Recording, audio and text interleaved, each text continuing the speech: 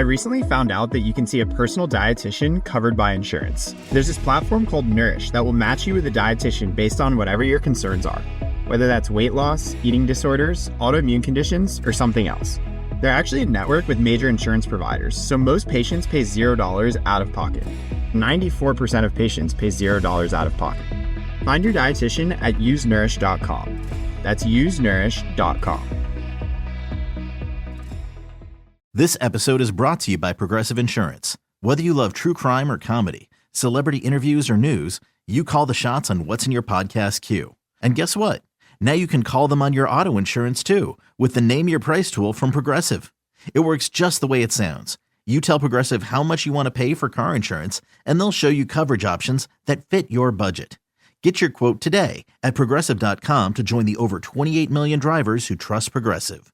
Progressive Casualty Insurance Company and Affiliates. Price and coverage match limited by state law. Ready to explore Europe the striped way? Then fly with Condor Airlines. With non-stop flights to Frankfurt, Germany, there are great connection options to several European cities. Whether it's the romantic streets of Paris or the stunning beaches of Barcelona, Condor will start your vacation and make it even more memorable by offering comfortable and spacious cabins where you can sit back, relax, and enjoy the flight. Fly the striped way. Visit condor.com today. Hey, anyone know what channel the game's on? We know. Download the Sports on What app today and always know how to watch the game. Satellite, cable, or streaming. Sports on What knows the channel the game is on, and you can too. Subscribe today to start your 7-day free trial. Sports on What? We know. And now, here's the question.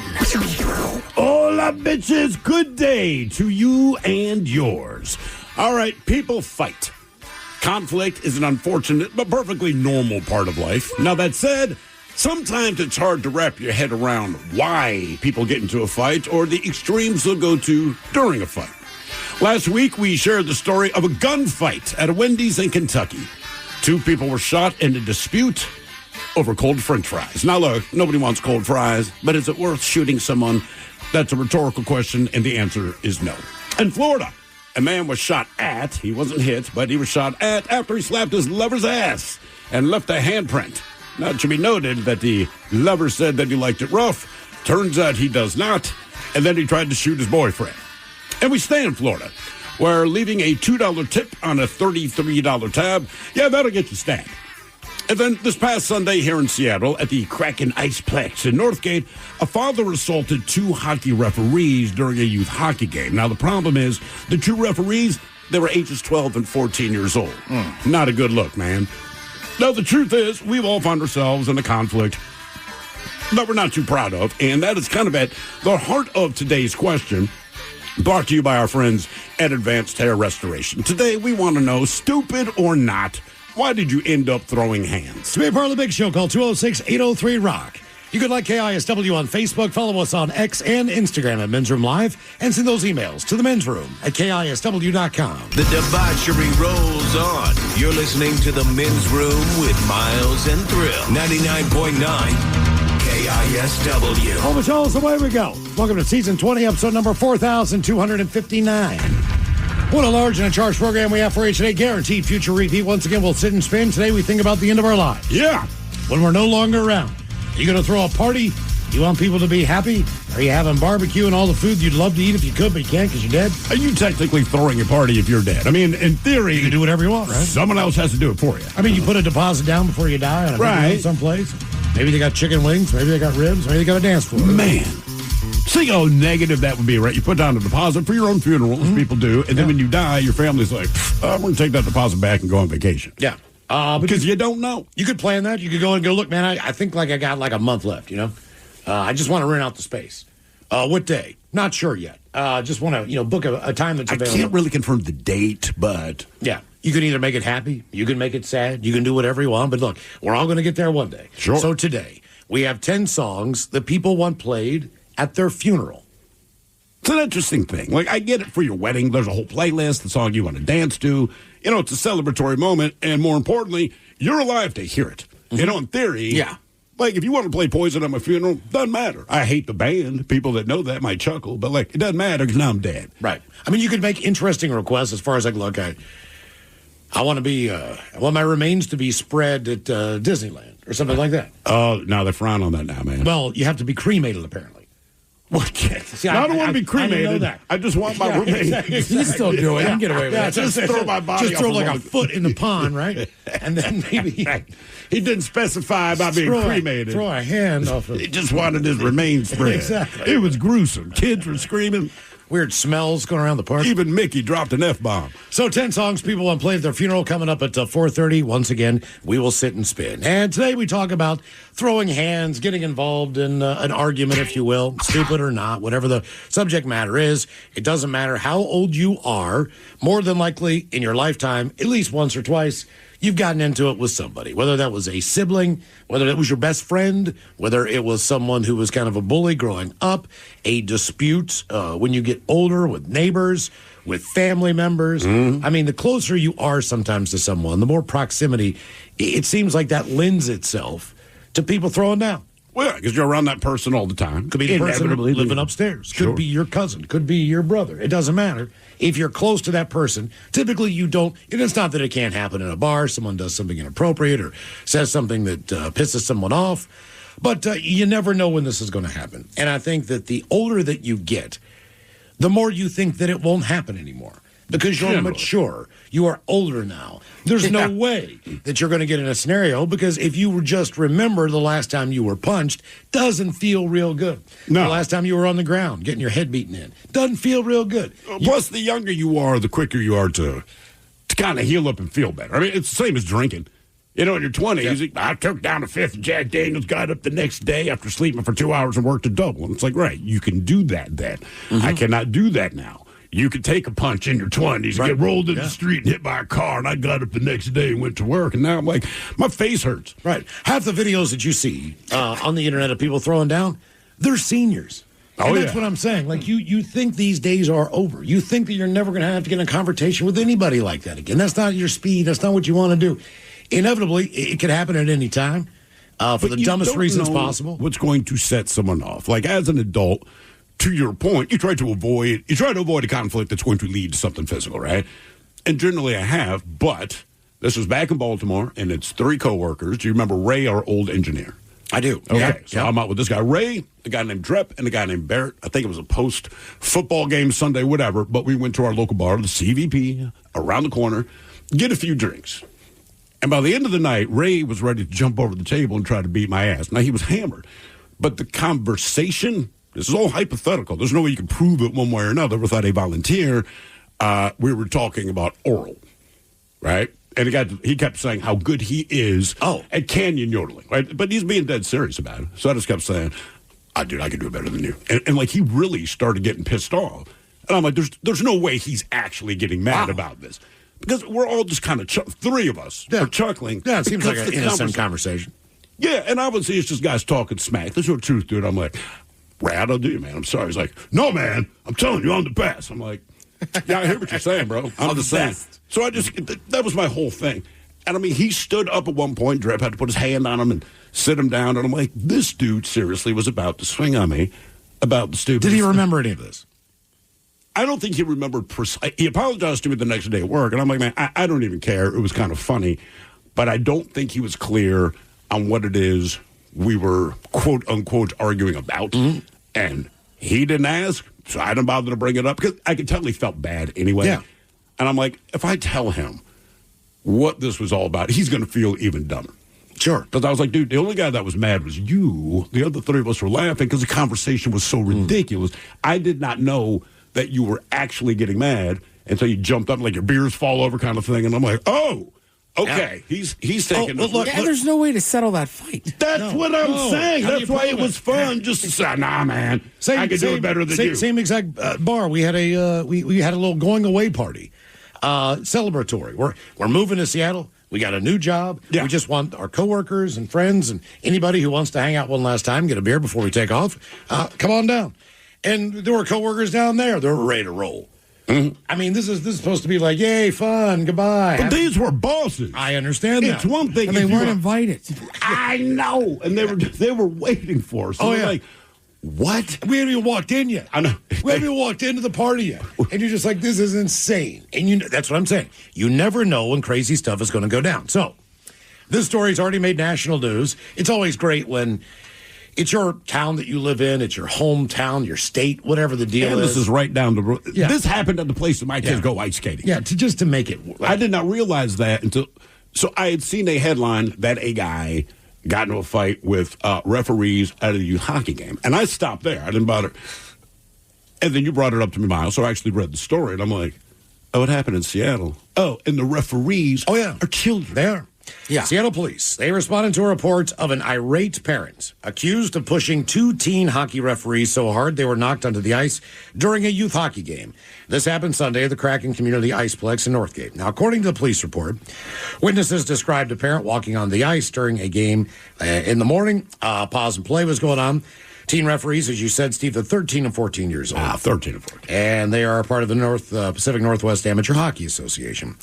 So the association's president, Jody Carpenter, posted about the incident with a video showing the alleged assault on their Instagram page on Sunday. The video, which he described as difficult to watch, which it is, was being shared on the Instagram account to confront the seriousness of what happened. This serves as a stark reminder of why maintaining a safe and respectful environment in our sport is so essential. There's no place in our sports for this egregious and outrageous behavior that occurred during a 12U rec game here in Washington, where a parent went on the ice, physically assaulted two young officials. 12U, I'm assuming that means 12 and under. 12 and under. That's 12 correct. and under. So there's kids that are younger than 12, but up to the age of 12. An officer who interviewed both teens said they were treated by Seattle Fire medics. One of the teens complained of pain in his right hip. You can see him holding his hip as he's on the ice. Yeah, because the grown-ass man just shoved you on the ice. And his neck hurt. The other reported an injury to his right elbow. Outside the Kraken Community Iceplex Monday, word spread of the incident. People heard about it and thought it was ridiculous. It was insane that this would happen. It's totally unacceptable. Needs to be noted and completely shut down. According to the police report, the suspect was located a short distance from the ice arena at a traffic light after police were called. And according to the police report, when asked for his account of what happened, the man told police his son was punched and kicked for about 30 seconds. And the referees did nothing to stop the assault. He said he went on the ice to defend his son and to break up the fight. Now, if you watch the video, whatever went down on the ice had been cleared up. I believe it looked to me like the two referees, they were kind of huddling together, kind of by the boards. Almost like they're calling a penalty. To figure out, to figure out who to assess the penalty. Who's going to go in the box? How long are they going in the box for? Who started this? Blah, blah, blah, blah, blah. Responding officer wrote in the report that he said he went on the ice to defend his son and break up the fight, but the fight wasn't going on. There's no evidence that supports his claim that he acted in defense of his son at the time of the assault. Multiple witnesses and video corroborated the account of the victims. The assault of the two juveniles was clearly unprovoked. Conduct was especially egregious due to the size and age difference between the victims and the suspects. Apparently, this was a pretty big guy. That's at 6'2", 250. Yeah, I mean, that's a large guy. Especially if you're 13 or 14 years old. Yeah. The victim told police a fight did break out prior to the incident. One of the teen refs broke it up and was conferring with officials to determine any penalties from the fight when the incident occurred. Now, the suspected son allegedly reported no injuries from the fight with the opposing hockey player. The Seattle Kraken Community Iceplex work hard to ensure it's a safe place for everyone. We are deeply disappointed in this behavior. All that is understanding. But you also have to remember something else. And I cannot think, look, if you have a 13 or a 14-year-old kid and someone punches him in the face outside of school, that's an assault. Yeah. And if you wanted to, you could probably prosecute. I mean, back in our day, that wasn't typically what was going on. Depends on the severity of what happens. If someone gets injured to an extent where it's not good. It's also youth sports, though. And it's hockey. Right. Like, I wouldn't expect my dad to come off the bench and fight somebody if I got into a scrap as a 12-year-old with another kid. Yeah. No. Right. But not at all. But we see, again, we go to my home state of West Virginia. There was a huge fight at a high school basketball game last week. The guy did a flying jump kick and hit the guy in the chest and basically just floored him. I mean, it looked like somehow, he was almost sideways. He looked like Bruce Lee. The way he came in on this, and he was so high up on this guy's chest, and the basketball player he jumped up and kicked in the chest, he was not a small guy either. Right. So when you think about the air that this guy got, and then boom, with 2 feet. Probably not the first time he's done it. And then chaos. You know what I mean? Like, chaos. Both benches clear. It's all this crap, but that's not acceptable in the world of basketball. It's not acceptable if you punch someone in the head, even if they're wearing a helmet in a football game, high school, you're ejected. Correct. If you start throwing at someone's head and trying to injure them in a baseball game, you are ejected. Now, baseball, besides hockey, is the only other sport where seemingly benches could clear, people could get. I'm not saying that something's not going to happen after the fact. You might have one player ejected, but both benches could clear. Right. And just the instigator gets kicked out of the game, even though somebody else threw 10 haymakers. So, for whatever reason, even though these kids are 12 and under, their fighting on the ice was not the problem, which is interesting. That's just part of the game, which is interesting to me, someone who played sports, never played hockey, but the fact that, at any given time, if I just don't like the person I'm playing against, it's perfectly acceptable for me to drop gloves and go after him. So that you can wait 2 periods to do it. It's not an assault, right? Correct. It's not even. It's just. It's part of the game. It's understood. I mean, if you were in a dojo and you smack somebody in the head when you're not. I mean, that's not cool. Right. It's a contact sport. You're still not allowed to do certain things. Maybe if you're sparring and you have headgear on, you have all these things. But even in that, there's rules sometimes depending on level of skill. Like sometimes it's just jabs. You start throwing uppercuts and everything else. So one of the coaches are going to go, hang on. You said just jabs. Yeah. You know what I mean? Especially with jiu-jitsu. Sometimes you'll roll with guys who are a belt or 2 belts above you. But if they put you in a bad spot or doing a crucifix in practice, you'd be like, whoa. Yeah. Like you're going to hurt somebody. Right. If you hit someone in the back of the head in boxing, that's illegal. Right, you're going to get points deducted. You're going to get a warning and everything else. If you put someone down on the ice with their face down, I have seen it many times where a guy is just absolutely throwing haymakers at the back of this guy's head, the side of his ear, anywhere you can make contact. You're throwing down. But hockey, like you said, it is understood. So if you want your kid to play hockey, you're not encouraging them to fight, and you hope they don't have to. But it's going to happen. And like I said, it's one of those sports where the revenge factor, it might take 30 minutes, but it's coming eventually, right? You did whatever you did. The other player, took this as an affront or an insult, and maybe you don't fight then and there, but inevitably you're going to fight. And the refs know it too. Yes. You watch professional hockey, man. These 2 guys out there on the ice, they're going to fight. You just don't know when it's going to happen. And the fight of it. So as a parent, you should know this going in. This is that kind of a sport. This could happen. Look, part of that video in West Virginia was where fans, parents, and everyone else jumping down onto the court to pull their respected kids, coaches, whoever pull them apart. Off. Get them off. You know what I mean? So it wasn't about. And no one just walked down and punched the ref in the face. Right. Well, you come to find out that these are kids, and like anything else, man. If you've ever been involved in your child's sports, you know for a fact that with my daughters when they played soccer, all of those refs, all of those girls, they were all high school soccer players. Mm-hmm. They were all maybe. I don't even know if all of them could drive there. I think sometimes their parents dropped them off. Yeah, specifically to do this. Make a couple bucks. And they would You ref. did it. I did it. You're teenagers. You ref 2 or 3 games. Yeah. You make whatever they make a game, maybe $30, $40. It's not a lot of money, but they're there. And you know what? They don't always see when the ball goes out of bounds. Keep in mind, there's not even the professionals. Half the time, there's not linesmen. Some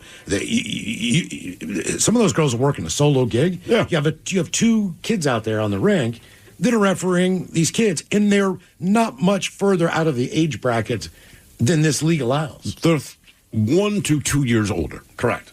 That's it. And you only have to explain this to idiots. No, everything you're saying, if you're an adult, you should know this already. You should. You should. That's the worst part, is that you still have to explain it. Stupid or not, why did you end up throwing hands? 206-803-ROCK. What's up? It's your boy, the Ted Smith. When that pipe starts to trickle and you're in a real pickle, call Pinky. When that burst pipe starts to smell ripe, call Pinky. When your water heater's shot and it won't get hot, call Pinky. When you get home to a flood, call your best bud. Pinky's Plumbing to the rescue. No job is too big or too small. Pinky's does it all. So when your plumbing backs up and things get stinky, call Pinky's. Pinky'sPlumbing.com.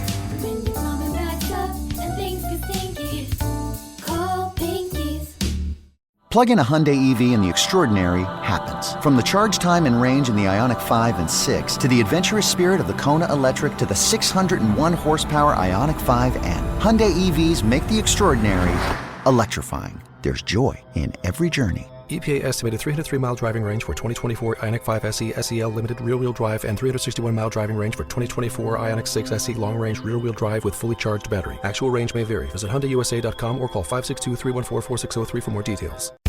With Fidelity Wealth Management, a dedicated advisor gets to know you and your goals to build a comprehensive plan to help grow and protect your wealth.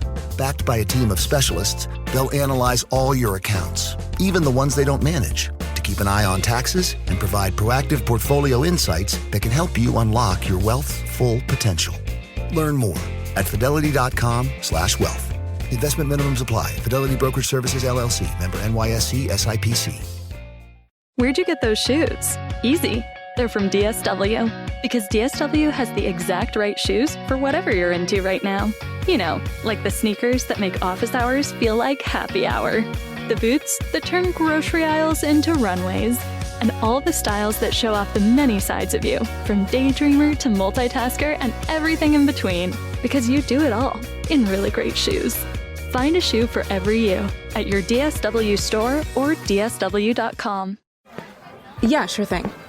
Hey, you sold that car yet? Yeah, sold it to Carvana. Oh, I thought you were selling to that guy. The guy who wanted to pay me in foreign currency, no interest, over 36 months?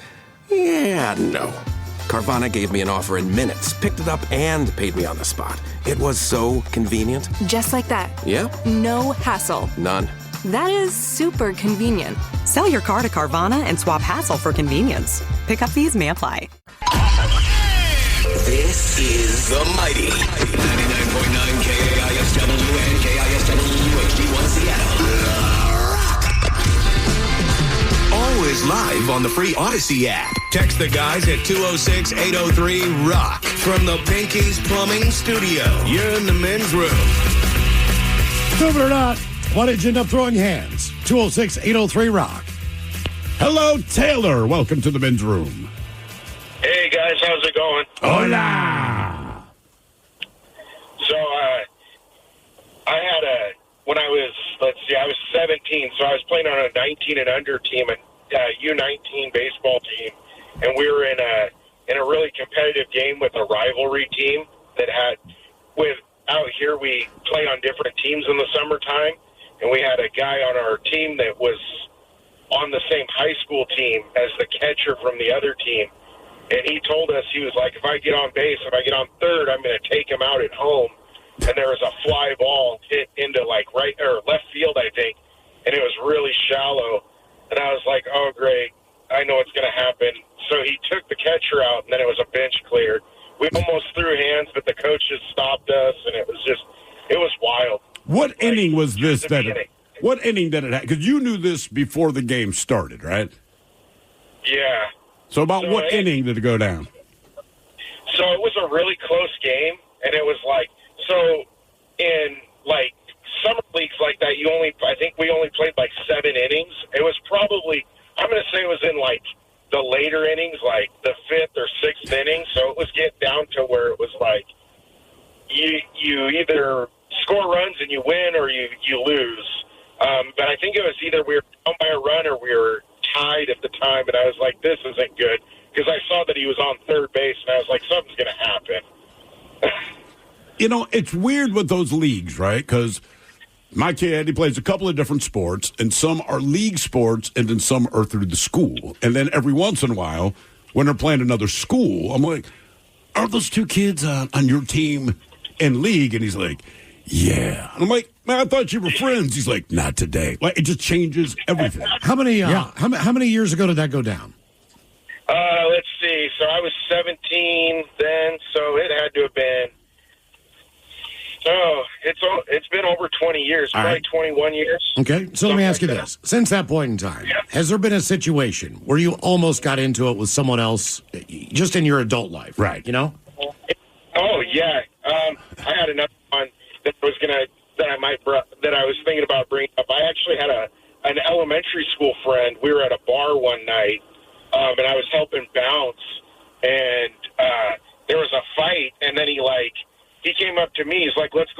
me and you. And I was like, why? He's like, because I want to fight you. I was like, why do you want to fight me? I know you. And it turned out, like, we both trained at MMA gyms. And, like, I think it was a thing where, like, he wanted to, like, test his skills out against my skills out. And I didn't really feel the need for that. Plus, helping people bounce, you're not supposed to really. Yes. Yeah. Yeah. You're the referee on that, you know? Yeah. So, I mean, there's that time we almost did, but I was like, you know what? I can't do that because, like, I was friends with him. I'm still friends with him to this day, but he had been drinking quite a bit. Yeah. And it just, it wasn't a good situation. That's what I'm saying. It's always the people that you're close to, or you know more so than Yeah. So it's not just some random guy walking up, you know. It's like your friend that you're throwing down with, you know. So Ted, you bounced for a while, right? Yeah. Did you ever have to throw hands? I know you probably have to escort people out and all that, but did you ever? Well, you're not really supposed to. Well, I know you're not supposed to. You just got to throw them out. No, I got close. One guy came in. I forget what we threw him out for, but then basically he just stood out there and was like, "Well, I'll just F you up." It was like. All right. He was pretty hammered. And then, like, obviously, the guys I worked with were like, you can't really punch him. He's already outside the bar. It's like. Oh, is that the general rule? If they're outside of the bar, just don't put your hands on. All right. Like, if you're throwing them out and you happen to get in a jab, that's one thing. But, like he's saying, if you're out front just getting in a fist fight, like. It's different. Now it's just Now assault. you're just a dude. Right. Now you're just a dude fighting on the street. Stupid or not, why did you end up throwing hands? 206-803-ROCK. Hello, Tyler. Welcome to the men's room. Hello, hola. Hola.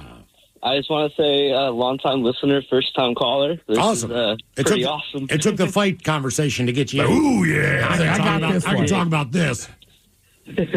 So it was probably about 7-8 years ago, 4th of July. We were at my grandpa's house, and my dad doesn't really know how to defend himself very well, and I used to be a hothead, especially when drinking. And my uncle threw a hot dog at the back of his head. And right. So that's his brother, right? Yes. Okay. Yes. Not your mom's brother. No. And in my head, that was him trying to fight. And so I got a hold of him pretty quickly and got a good punch on his nose before I was pulled off of him. And then that was kind of the end of the 4th of July that year. But he was actually just joking around with his brother, right? Oh, 100%. I took it way too far. You just did not. That was not your feeling in the moment. Oh, hell no. No, you assaulted my dad, and it was on. With a hot dog. With a hot dog. With a hot dog. I mean, yes, with a hot dog. It was cooked. All right. Well, I guess if there's a difference, if it had been raw, we could have let this go. But that was a cooked hot dog. The fact that I could eat that hot dog, man, I'm not taking that. All right. Okay. Jeez. I mean, the family stuff's always like that. I remember leaving Christmas Eve dinner once. We were at this restaurant that we would go to because it was family friendly and they specific sold Lito's Pizza. All right. Because it used to be for Lito's, this pizza place back in Maryland. Before they franchised, you had to go to Lito's. But there was a couple other restaurants that had their recipe and were like, hey, we sell it too. Okay. So we would go to the same restaurant year in and year out. And I forget what happened, but basically me and my brother, my two cousins, were walking out of the restaurant. And by the time we turn around, there's my dad, my uncle, and my grandfather basically about to just get in a royal rumble between the three of them as they're walking out. What were they mad about, or do you even know? It had to be just something as simple. It had to do with the check and how they were splitting it. Oh, Lord, man. I don't know. Something was said, and my grandfather was a pretty salty dude, so I'm sure he threw in something, unnecessary. Well, you probably never amounted to much, blah, blah, blah. and my Uncle Tim is very good of sparking stuff and then backing out. Yeah. Mm-hmm. My dad instigator, was but not the player. so I was like, man, is my dad going to beat up his own father on Christmas Eve? This doesn't look good. That's not a good look. Not a good memory for anyone. I don't know what it is. Both my uncle and my father were they threw hands with their dad. I mean, on more than one occasion. Were you there to witness? No, I wasn't even born. Oh, okay. I mean, this is them in their teens, them in their early 20s. I mean, I might have been a baby, but some of the instances, like throwing people down the steps. Just, Jesus, man. When they went at it, man, it was no talking it out. It was just hands up, and they just started swinging to each other. And that was like one of the earliest memories I have with my Uncle Bill I was probably 4 or 3 years old, but he was babysitting me. And he had an eye that was swollen.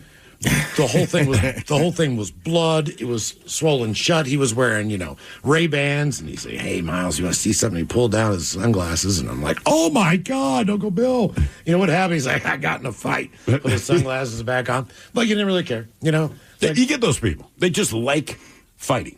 It was just the era, and that's what happened in West Virginia. And by the time it was all said and done, you picked each other up, you went back in, you got a beer, you put some bag of ice on your face, and kept drinking. Because it's more of a dispute than a fight. But we're going to settle the dispute by fighting. But when we're done, it's done. Yeah. No more conversation. But my buddy Leon, man, that dude could fight, but he did not like to fight. But because of his face, and I know it sounds awful, but seriously, he looked like a Klingon. So his brow was always furrowed. So if he ever looked at a stranger, especially in your 20s when everyone's all macho and that crap, they thought he's staring him down. And the problem is, man, honestly, dude, this is his face. So we're at a bar once, and there's a bunch of guys playing pool, and they insisted that he was staring at him. But someone will ask you a question, and you kind of stare off into space to come up with your answer. It was one of those moments. He happened to be looking in their direction, and these guys, pool cues down and all this, and they're already confronting him. And he's like, "Fellas, I wasn't staring at you, man, and if I was, I apologize." I remember him saying that. He just wanted to get back to his beer. We're going to finish our conversation. They're not going to let this go. So finally, he's like, "F it, man." So they go outside, and he's like, no, man, just stay in here. That's what he tells me. And we had a bunch of buddies there, but we're all just watching him. He put his back to the wall. There were 5 dudes. There were 5 punches thrown, and Leon walked back into the bar. 30 seconds later, man, and we're watching it through the window, and it's just pow, pow, pow, pow. All these guys are dead. He walks back in, and he's like, "Man, I hate this ass." He was never super excitable. Right. He never screamed about it, never yelled. And you saw it maybe 3 or 4 more times in the times we hung out. And you start telling other people, "Look, man, he was not staring. You're right. He looks like he's staring you down, but it can't help it. It's just his face. There's nothing he can do about this. But seriously, man, don't confront him about this because he's going to F you up. Man, I hear that all the time. And you, okay, all right, man. And be like, "Leon, man, we tried to talk to him." He's just like, "God damn it, man. I got to beat this guy's ass." And when he said it, he just said it I got to take the dog out. It's not like the other guy's going to do anything to him. And they never did. He just beat the piss out of people. But seriously, man, I'm tired of this ass because I had to learn how to fight because of my goddamn face. I'm like, so he even recognized the fact that was the reason. He could put a cigarette between his eyebrows and hold it there. Just give it seriously, just because of that slope. So the first time I met him, I thought he was mad at me. He wasn't. He was in homeroom. He was listening to Metallica. He's bobbing his head up and down. I said, "Man, you listen to Metallica?" And he goes, "Yeah, what about it?" But just understand, when his face looks the way it does, I thought he's going to jump out of the seat and beat my ass. And I'm like, "Nothing, man. I just like Metallica. I'm just asking." He's like, "Yeah, me too." And then we were friends, and I realized brother can't help his face. Everywhere we go, he looks angry. So my mother was even like, "Is Leon upset about something?" I'm like, "Mom, no. It's just how he looks, man. He looks angry all the time." Stupid or not, why did you end up throwing hands? 206-803-ROCK. Some people just have that look. I met a girl before that just said, "Look, I have resting bitch face. Yeah. I'm not upset." And then I've also met people that I would have sworn were stoned out of their mind. And they're not. "I don't even smoke weed." I'm like, "Are you sure?" You can't help but ask follow-up questions, and then you can tell they're getting irritated about it. Yeah. "No, man, I don't smoke." "Are you sure? Because you look high." "I know I look high." I brought an edible. I don't care. Yeah. I'm not. Right. I don't smoke. All right, whatever, dude. Yeah. Okay. Hello, Austin. Welcome to the men's room. Hola. Hola. All right, so my story is when I was in 6th grade, you're 10 or 11. I'm 27 now, so it's a while ago. But me and this one kid, he was supposed to be a Crip or something like that, I guess. But we had a little bit of beef going on, and I used to always wear hats, and hats were my thing. You don't mess with my hat. I always kept them nice.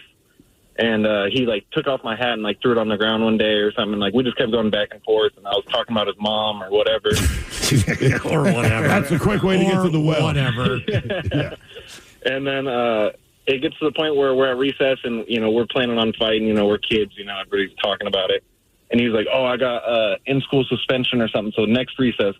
I'm like, "You're going to get in-school suspension again regardless. I don't know why you're worried about it." I do appreciate, though, how little kids we'll set aside a time for a fight. Yeah. You can't get them to organize anything, but if they're going to fight someone in school, not first recess, man, because we're playing basketball, so second recess. Yeah. So anyways, it comes down to it, and we're getting, we're squaring up or whatever, and he hits me square in the mouth, and, that's one of the worst places to get hit. So I'm like, all right, this sucks already. And then I hit him, as hard as I could. I've always been, a bigger kid, so it knocked him, a few yards back. He's stumbling and stuff. And he comes back at me. I don't know why, but we, basically turn. And he hits me square in the nose. I'm just like, man, the worst spot. That's worse than the mouth. That's two shots. And then so I'm trying to keep my eyes from watering because, everybody in school is going to say I was crying. And I'm like, oh, no, man. And I was like, where are the recess teachers? Why is this still going on? Because it feels like forever at this point. And then finally, one of the recess teachers notices, and it kind of just ends from there. But I was like, man, how do I get hit in the worst places both times? Just being a kid, man. The first fight I got into... It was a guy, third grade, and this kid named Rourke. Anyway, at recess, we played football. Just Nerf football, not even tackle, right? But at that time, We Are the Champions had just come out, all right? His team won, no big deal. But so he starts singing, We Are the Champions, as we're walking back toward the school. So I just looked at my team and said, but we'll keep fighting until the end. That's literally it. Well, that meant I'm going to get my ass whipped after school. I mean, in that moment, Rourke's like, I'm meeting you after school, and we're going to fight. I'm thinking, there's not even a conflict. One, I just sang something. Two, you're huge, and I don't feel like getting the absolute S kicked out of me. But that's the only way this is going to go down. So I'm trying to avoid him, but it's one of those things, when you're in third grade, you still do things like sit on the floor. So he's sitting in front of me, and he keep turning around and mean mugging me. And at that age, I'm like, oh, my God. I'm going to die. So I'd ridden my bike to school was the problem. So the bell rang, and I'm trying to get my combo undone as fast as I can. Hey, you want to get out of there? Yes, I do. Hey, man, no shame in my game. I'm not trying to fight this kid. Nobody wanted to fight this kid. Well, Rourke shows up. There's just nothing I can do. I do remember my buddy Scott hopped on his bike, and he's like, yeah, I'll see you tomorrow, man. Thank you, Scott. So Rourke starts working me over, and I'm trying to do what I can. I can't. But I had never let go of my lunchbox. So back then, they were all metal. So I just kind of blindly swung this thing. Well, it connected with his face. And it dropped his ass, right? So fight over. I hop on my bike. I ride home. The beauty of this was, when I get to school the next day, no one realized how much pain I'm in because all of my pain was under my shirt. You know what I mean? Don't make me laugh. Do not touch my ribs. But Rourke took a lunchbox to the face, so he had this big-ass shiner. So everyone, because there were no real witnesses to this, everyone thought I beat his ass. Yeah. And he never said anything different. He never effed with me again, but I remember everyone's like, whoa, man, don't mess with Steve, dude. And I'm just like, that is correct. Man, one hit, the lunchbox, that's the difference. My roommate, Warren, we're sitting at Dr. John's. It's just me and him on one side of the bar. There's not a lot of people in there yet. It's early on in the afternoon, blah, blah, blah. This group of swimmers comes in. And they're all 6'1", 6'2", but they're 170 pounds. Right, they're lean. They look skinny and tall and lanky. But this one guy's got beef with Warren. So I'm like, Warren, what's going on, man? He's like, I think that's the one guy. One guy he was with was in a fraternity, and the rules on fraternities are like this. If a fraternity member doesn't invite you to the party as a guy, you can't go, right? Okay. If you're a girl, you can walk in. Doors open. No problem. Correct. But that was also a row of homes that weren't all fraternity houses. It was just kind of a drink. So they had this thing called a block party. And, some homes you could just walk right in. Sure. It's not a fraternity. Next house beside it, it's a fraternity. So I know Warren said that he was house jumping back and forth between different places, drinking beer. Everybody's just walking around with a red cup. Sometimes they want $5 to get in, whatever the deal was. So he and another football player, I can't remember who it was, they ended up throwing fists. I mean, they ended up back-to-back and just swinging at all these guys. Well, isn't that kind of the classic? The football team has to fight the frat dudes. It seems that way.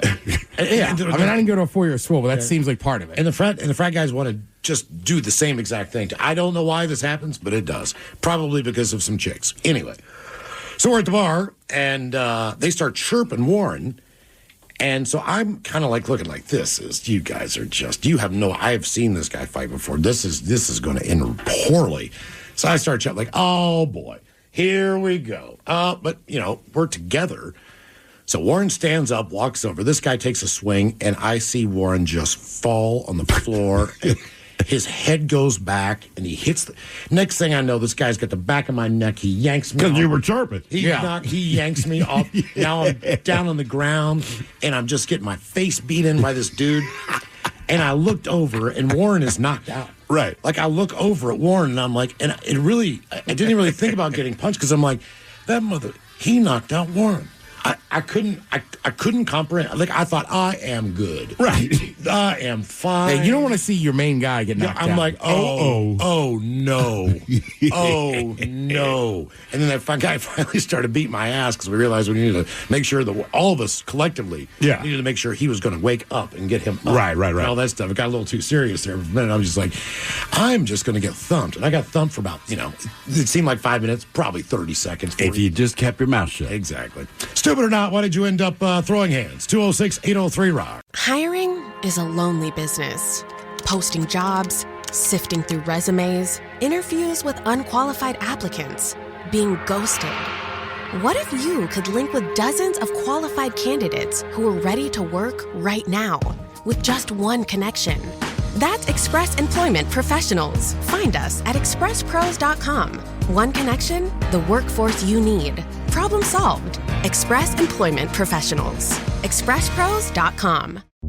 Is your team at work feeling a little disconnected? Maybe the workflow's not flowing? Try Confluence by Atlassian. Confluence is the connected workspace where teams can create, organize, and deliver work like never before. In Confluence, teams can whiteboard their vision for any project, easily create or access the relevant pages and resources they need, and discover important context they might not even know they need. Plus, AI helps teams jumpstart brainstorms, organize information, and connect workflows, so teams can move efficiently and create alignment with ease. In fact, with Confluence, teams can see 5.2% average boost in productivity in 1 year. So if your team lacks confidence, try Confluence, the connected workspace where teams can do it all. Set knowledge free with Confluence. Learn more at Atlassian.com/confluence. That's ATLASSIAN.com/CONFLUENCE. At Cardinal Heating and Air, we elevate your comfort with expert HVAC solutions in the greater Seattle area. Our decades of experience have fostered lasting relationships built on quality service. Whether you need AC repair, heating repair, routine maintenance, a new installation, or an emergency fix, you can trust Cardinal Heating and Air, now offering electrical services. Experience the exceptional service and peace of mind that Cardinal Heating and Air delivers today and for years to come. The brand new Grand Casino and Shoreline is now open. Step into the action with Vegas-style table games like Baccarat, Heads Up Hold'em Poker, Pai Gow, Blackjack, and High Card Flush. Feeling hungry? Feast on delicious Chinese, Vietnamese, and continental dishes plus breakfast favorites. Dine in or take out. And don't miss daily happy hours from 4 p.m. to 7 p.m. and 10 p.m. to midnight. Grand Casino and Shoreline off Aurora. Open daily from 9 a.m. to 4 a.m. Visit GrandCasinoGaming.com. Welcome to the Grand Experience. Auto insurance rates are on the rise, which is why you should call Vern Fonk Insurance. Vern Fonk could save you up to 20% on your auto insurance. The pros at Vern Fonk will do all the work, comparing different plans to find you the best options. And they can insure you over the phone. One call to Vern Fonk could save you up to 20%. Call 206-408-5094. 206-408-5094. Remember to honk when you drive by Vern Fonk. Restrictions apply based on a Q3 2023 study of Vern Fonk Insurance customers who reported saving when they switched. License number 1070622. I recently found out that you can see a personal dietitian covered by insurance. There's this platform called Nourish that will match you with a dietitian based on whatever your concerns are, whether that's weight loss, eating disorders, autoimmune conditions, or something else. They're actually a network with major insurance providers, so most patients pay $0 out of pocket. 94% of patients pay $0 out of pocket. Find your dietitian at usenourish.com. That's usenourish.com. This episode is brought to you by Progressive Insurance. What if comparing car insurance rates was as easy as putting on your favorite podcast? With Progressive, it is.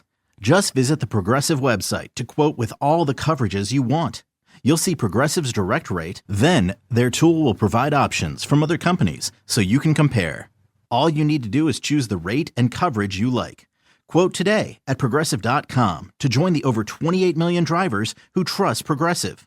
Progressive Casualty Insurance Company and Affiliates. Comparison rates not available in all states or situations. Prices vary based on how you buy.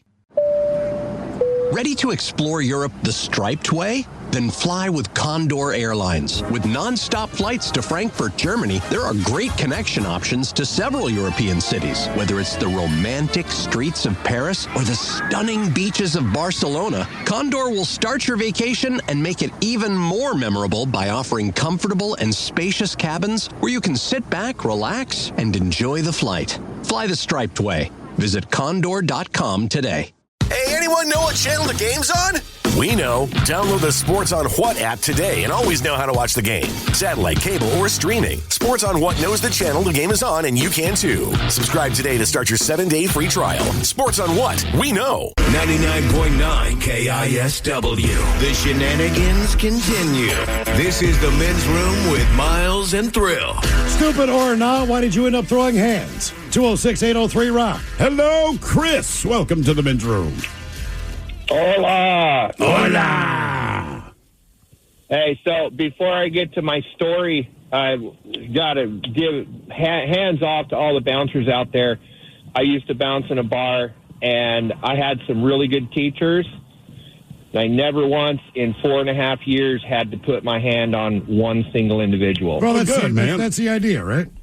Yeah, you got to learn how to defuse situations, how to de-escalate. And I had this handy item right next to me where my station was. It's called a telephone. And I just tell people, hey, I'm not going to put my hands on you, but I got these friends in blue. They'll come down here. They'll put their hands on you because that's what they're paid to do, and you're not going to like it. Well, that explains itself. You're not wrong. Everything I learned from the movie Roadhouse with the late Patrick Swayze. If someone messes with you, there's this movie where you literally rip their throat out of their neck. Solves the problem, apparently.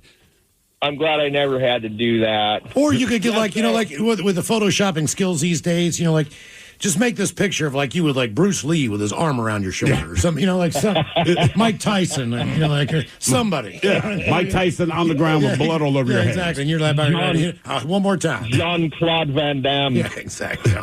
all bloodied up, you smiling. Just Jedi mind of him. Yeah.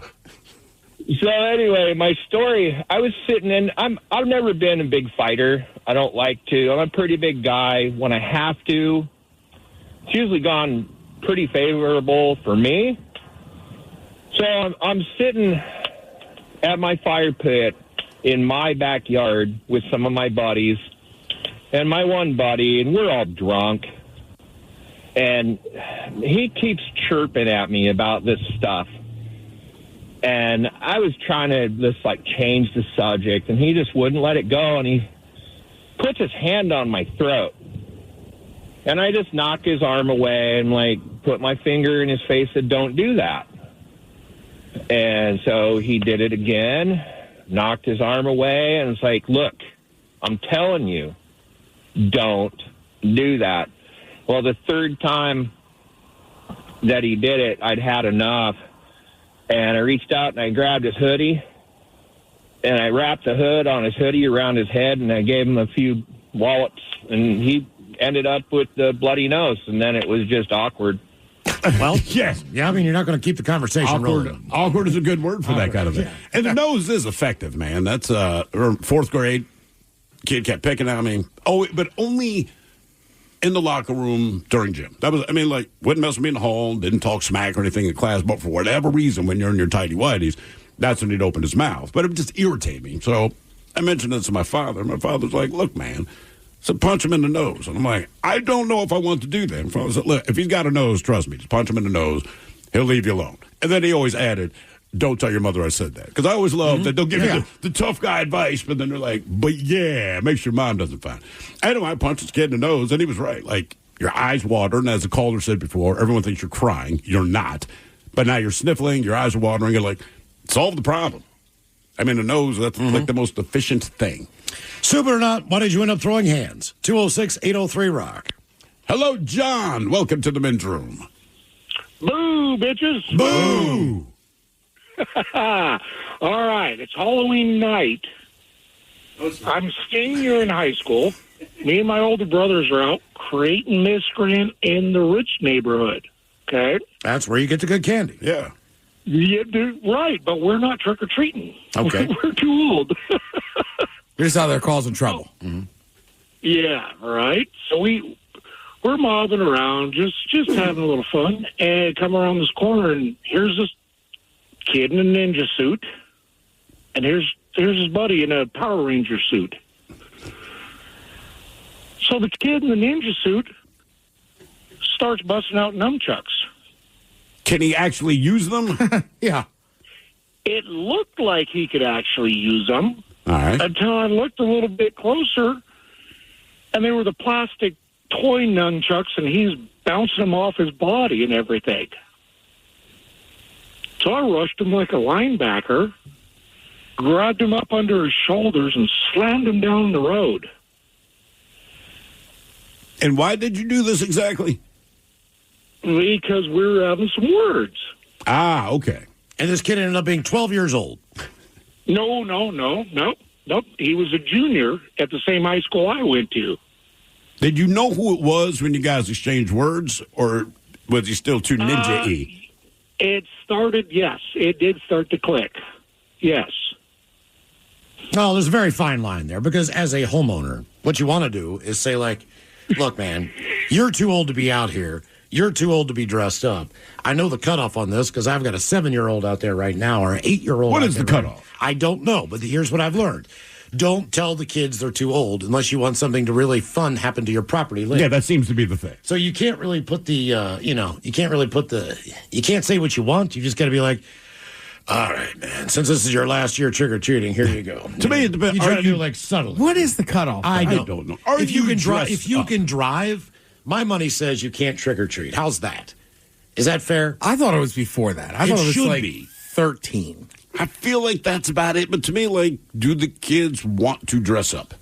If the kid, like, if you put in the effort, because a lot of things with teenagers, you'll notice, like, they're taking advantage of the fact that it's Halloween. They're just not dressed up. So you open the door, and it's like, of course they want to dress unless you're an 8-year-old man dressed as a teenager or a 3-year-old child dressed as a teenager. Right now, you're just a teenager. That is not put on any costume. I'm saying it's not candy worthy. Yeah, and that's the thing. Like, you're not going to get candy for this, man. I can give you a high five. Hey, I'd say 50-60% of the time that I have had trick-or-treaters, the parents are also dressed up. They are wearing something. Right. They're not just wearing a jacket and going out with their kids. They are dressed up as somebody. Well, sometimes it has to do with siblings too.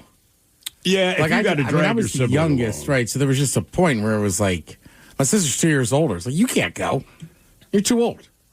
That's Well, for it depends, me and my buddies. Because sometimes the older sibling has to drag their kid around, and you can see the unhappiness they have with this arrangement that clearly the parents explain, I know you're 16, but your brother's 12, you're going with him, or whatever it might be. I will hook them up with candy. Because when they ring the doorbell, you'll notice they're not even standing on the stair. They're like out in the yard waiting for their younger sibling to get whatever. I like giving out candy. That's my thing, man. What are you? I'm a such and such. What's that?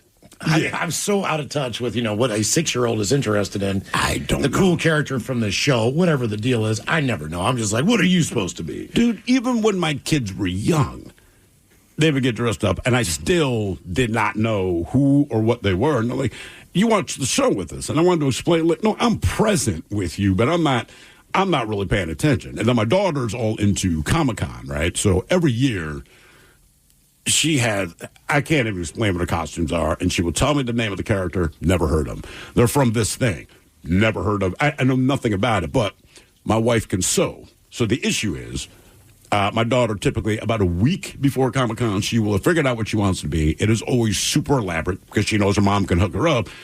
But as my wife says, she goes, this would be so much easier if I knew who the F she was talking about.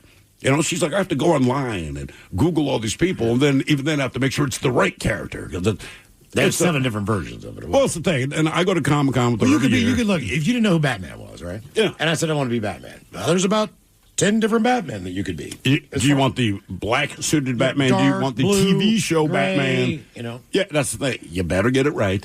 And then it's funny to me because then we'll go to Comic-Con. I feel like Batman nowadays, it's established. It's the Dark Knight Batman. It is the Dark Knight Batman, period. Unless if you dress like the TV version of Batman, you're an adult. Yeah. You're an adult, you're being funny, you have a pot belly, and it's understood. If you're a kid dressed like that, Man, that kid's just going to get rolled. Stupid or not, why did you end up throwing hands? 206-803-ROCK. Hello, David. Welcome to the men's room. How you doing? Hola. Doing well, David. Thank you, man. How's everything going? Doing excellent, man. New to Washington, and I love the station, man. Love the station. Oh, good, man. Where'd you move from? From California. Okay. All right. Well, it's a little colder. Yeah. Oh, definitely. All right. So the story goes as at a family function. I believe my cousin graduated. Her father brought all our family over, had some of his neighbors come over, and one of them was just being really obnoxious. Had a little too much to drink, all our family's there, and was just blurting out certain things that he shouldn't. Well, he ended up doing something to my cousin, the reason that we're there. I think he may have grabbed her behind or something like that. And then the party kind of went outside a little bit. And then I believe she confronted him. And then my cousin came up and talked to him. Some words got exchanged. And if I could remember right, I was maybe about 11 years old. And one of my family members, he was just getting really mouthy. One of my family members hit him. Boom, he hits the floor, and we just swarmed on him like a bunch of bees, and he didn't know what the heck was going on. It was my mom, it was me, it was my sister, it was some other family members, and he's just trying to get up, and man, he did not expect what was going to happen, and he got up, hey, what the F, hey, man, and my cousin said, you touched my ass and this and that, and dude, the guy just got swarmed. He went to the wrong house and did the wrong thing and didn't expect the family to react the way they did. Well, you know what, too? He's a neighbor, so he I was going to say, he man. better get his crap together. If you're going to live in proximity of people who beat your ass and don't like you, you probably should act a little differently.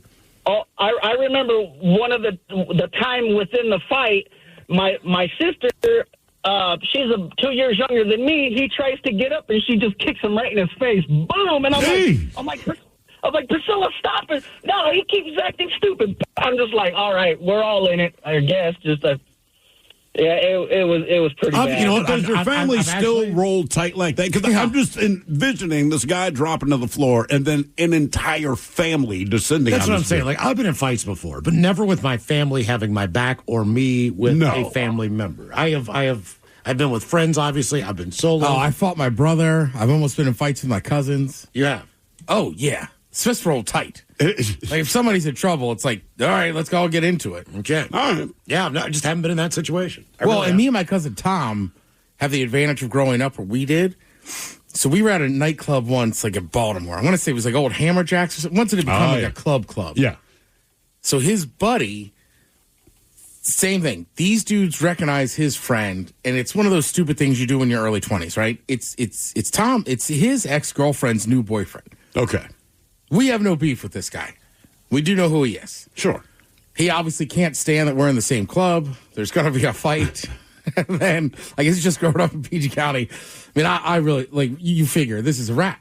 There's like 6 of them. We're done. The 3 brothers just came up off the bar and were like, you F with them, you F with us.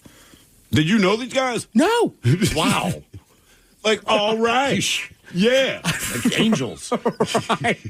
So, like, me and my cousin Tom have been close a couple times, and something weird like that has happened. I'm like, all right, man, like, let's just tab out and get out of here. I don't know. Like, thanks, man. Yeah, we got you guys. Like, cool. Well, I've got 2 friends that I know for a fact. We need to get out of that bar earlier than not. Mm-hmm. We can't. He will stay all night. Sure. I got one buddy who'll stay all night. One other guy just get in a fight. I don't know what his deal is, but it doesn't take much. You think, like, he seems okay, but then you realize, like, he's stewing inside Is there any some thing that sets him off? Or it's just, there's a mystery anger that he has that comes out of the bar. He just starts taking shots at people very loudly for no reason. It's not necessary, basically. Whether it's an item of clothing, whether it's someone's... Like, oh, man, like, what are you going to, like, Peyton Manning's barber? You know, like, stuff like that. I mean, or talking about but you don't even know the guy. You don't even know the guy he's talking to. Yeah. I would say the other one I've seen is people talking about other girls. Like, I know you're drunk, but, like, calm down. Like, everybody can hear you in this bar, and that woman is there with a boyfriend. Yeah, just keep it to yourself. And also know if it's like a neighborhood bar. Because I've seen some things, maybe twice in the last couple of years, where there's just some guys that you don't recognize. It doesn't matter. But then they get hammered and they start flipping the bartender some mess about something. And then they kind of quiet down and they realize the bar's gotten quiet and everyone in there is staring at you. And it's like, legitimately, it's you against everyone in the bar. Yeah. And we know you got to know that. But if you make the right decision and just leave, then there's no problem. A lot of people don't realize how loud they talk, too. And how well sound travels, even if there's a jukebox on, even if there's a crowd in there. I mean, a bartender hears everything you say. Dude, they are judging you. Everything. They know your entire conversation. They ignore you. They're not getting involved in it. Maybe they pop in for a second on the conversation. They're listening to the entire thing. Not only that, they're listening to 5 other conversations simultaneously and taking them all in. Yeah, they absorb They know it all. Yeah. So, you got to be careful, man. I've seen a guy get cut off. He was sitting. Now, look, I'm sitting closer to the bartender than this guy is because he's sitting, from my perspective, the back of the bar. Maybe because he's in the corner, his voice ricocheted back. But anyway, he went walking up to get another drink, and he didn't seem effed up or anything. And the answer's like, no, you're cut off. He's like, what? And I just heard the bartender say, I have heard your entire conversation. They never said what it was about, and I don't know what he said, because like I said, he didn't seem drunk. But, yeah, she was like, nope. Damn. It's like, damn, bro. Stupid or not, why did you end up throwing hands? 206-803-ROCK. And you know the bartender I'm talking about, too. I mean, when I was bartending, I cut a guy off once just as I recognized him from outside of work. He was an idiot. Oh, really? He was one of those, like, guys around the neighborhood that never finished jobs or anything. Yeah. So he had beef with my dad once, but I don't think he recognized me as being that same person. Yeah. So, yeah, and the guy was an idiot. Sure. And he was bitching about the size of a black Russian compared to a white Russian. Okay. So you know me. By the second time I leaned across this bar and said, you understand one has cream and one doesn't. Thus, the volume is different. Mm-hmm. And he started talking again. I said, no problem. You better pay me back. You know me. $5 bill right in your chest. There you go. Good day, sir. Have a good one. Good day. Right. Hello, Brock. Welcome to the men's room. Hola, bitches. Hola. So I have 2 things about Friday. Because that was a lot of fun. I enjoyed watching you guys do your thing. It was really cool. Yeah, man, it was a great time. Thanks for stopping by. Yeah. Now, Ted, did you share all the treats? Prank caller. I can answer no. Well, now, are you the dude that rolled up to me and told me this? No, I gave it to Ted, yes. And I gave Ted a bunch of joints that he was supposed to share with you guys. Well, look, last year somebody gave me the joints to share, and I didn't. And so that guy said, hey, that was you. Yeah, that was me. Yeah, okay, because he told me, he said, I did not give them to you because you did not share. I gave them to Ted, and then I forgot until his phone call. Mm-hmm. Honestly, I didn't even think about it Friday or Saturday, and then Sunday we were sitting there, and I was like, dude, I got a whole pack of joints here. Let's smoke one after every quarter. Brock, this is what you need to understand. If you give one of us joints, that person's going to smoke them all. Yeah, I haven't seen one in years, Brock. It's tough on Friday. If they're like individual 2s, that was like a 5-pack. So yeah. I wasn't going to break it open on stage. Of course. And then like Miles left before I even saw him, so I was just like, all right, I got him. I get it, because you know me. Yep. Okay, the other thing was, though, so I'm not a lager drinker because I love your guys' IPA. I'm always drinking those. So I had a cup of those lagers with my girl and stuff, and we both had the worst gas that night. It was just terrible. Oh, awesome. I'm glad we can supply that for you. Glad to help. Yeah, no, it was like the next morning. It was not fun. Okay. All right, so this is back when I was a kid. I'm 12, leaving junior high school. Me and a buddy, we play sports and stuff, so we're not like fighters or anything, but, we're known throughout the school and whatnot. And one day we're leaving school, and we run into this kid that's he's kind of a nerdy kid on his paper route, and he has his papers with him and everything. And my buddy Brad jokingly goes, oh, you got money on you? We want your money. And he was just joking. And all of a sudden, this kid wails off and knocks us both down to the ground and then just takes off. And we both just we had no idea what's coming, and it was just boom, boom. It was like, oh, my God. That's funny, man. A rolled up newspaper to the head. That would hurt. Man, I'm telling you, rolled up newspaper is a weapon. You don't even realize how much that can hurt until you get hit with one.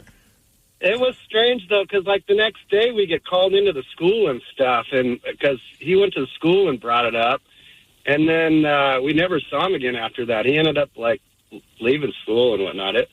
we felt really bad about the situation. So Yeah, especially if you're just joking. Wow, man. Yeah. It was a joke, yeah. Don't mess with that kid's money. That is what everyone learned that day. Yeah, right. It's understood at that point. Like, don't even joke about his money. Wait, you might think he's the kid is nervous. dead serious. He's got a job. You don't.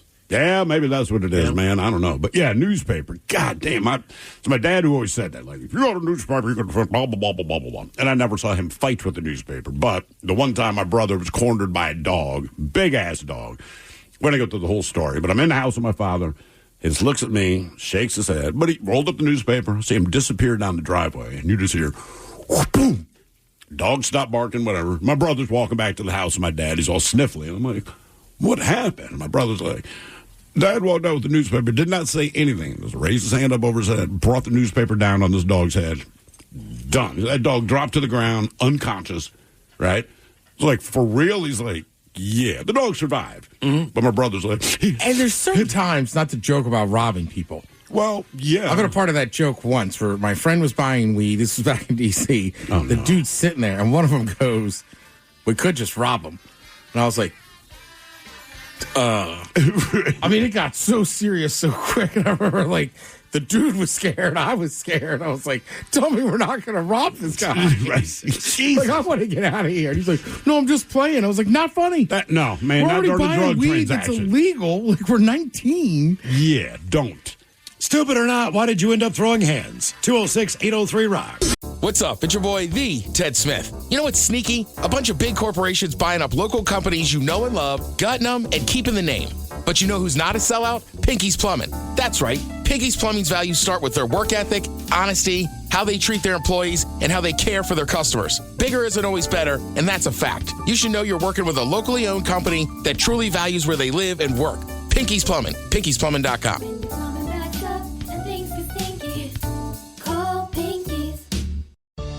Working as a dedicated Fidelity advisor, I always ask, what's important to you?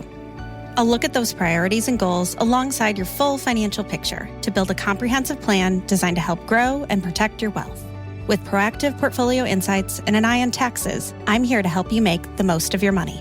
I'm Laura Maxwell, and I'm a dedicated Fidelity advisor. Learn more at fidelity.com/wealth. Investment minimums apply. Fidelity Brokerage Services, LLC, member NYSE, SIPC. Plug in a Hyundai EV and the extraordinary happens. From the charge time and range in the Ioniq 5 and 6 to the adventurous spirit of the Kona Electric to the 601 horsepower Ioniq 5N. Hyundai EVs make the extraordinary electrifying. There's joy in every journey. EPA estimated 303-mile driving range for 2024 Ioniq 5 SE SEL limited rear-wheel drive and 361-mile driving range for 2024 Ioniq 6 SE long-range rear-wheel drive with fully charged battery. Actual range may vary. Visit HyundaiUSA.com or call 562-314-4603 for more details. Wow. What's up? I just bought and financed a car through Carvana in minutes. You? The person who agonized 4 weeks over whether to paint your walls eggshell or off-white bought and financed a car in minutes? They made it easy. Transparent terms, customizable down and monthly. Didn't even have to do any paperwork. Wow. Mm-hmm. Hey, have you checked out that spreadsheet I sent you for our dinner options? Finance your car with Carvana and experience total control. Financing subject to credit approval. Where'd you get those shoes? Easy. They're from DSW. Because DSW has the exact right shoes for whatever you're into right now. You know, like the sneakers that make office hours feel like happy hour. The boots that turn grocery aisles into runways. And all the styles that show off the many sides of you, from daydreamer to multitasker and everything in between. Because you do it all in really great shoes. Find a shoe for every you at your DSW store or DSW.com. Always live on the free Odyssey app. From the Pinky's Plumbing Studio, you're in the men's room. Text the guys at 206-803-ROCK. Coming up at 4:30, we're going to sit and spin. We've got 10 songs that people want played at their funeral. Okay.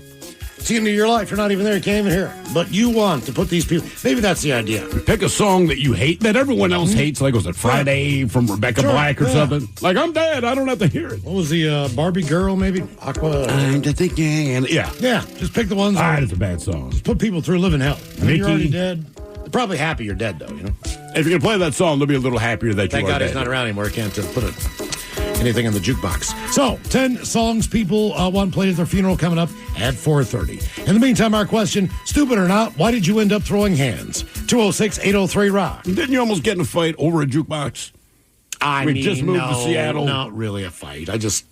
Didn't you almost get into a fight? Not really. I mean, Ted was there. I just kind of... Did you almost get into a fight, Ted?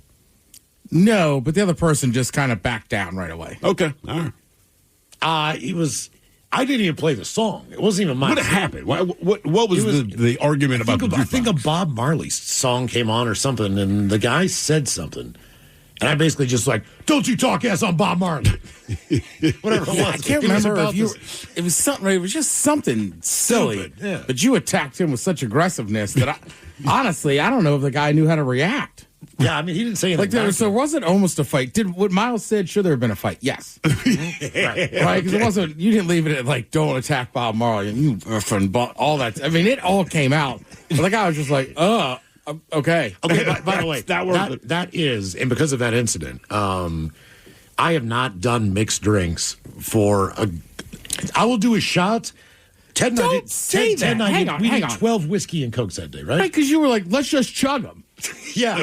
Well, that's so. I mean, we were also drinking beers. I think it's hard to place that blame on the mixed cocktail. And you had 12 of them. 12 of them. I mean, I remember it was 12, and that's probably why I was. So it's mixed drinks. Oh my god! It's not how many you drink. It wasn't the beer doing that to me. It was the amount of alcohol that I drank in a short amount of time and the volume.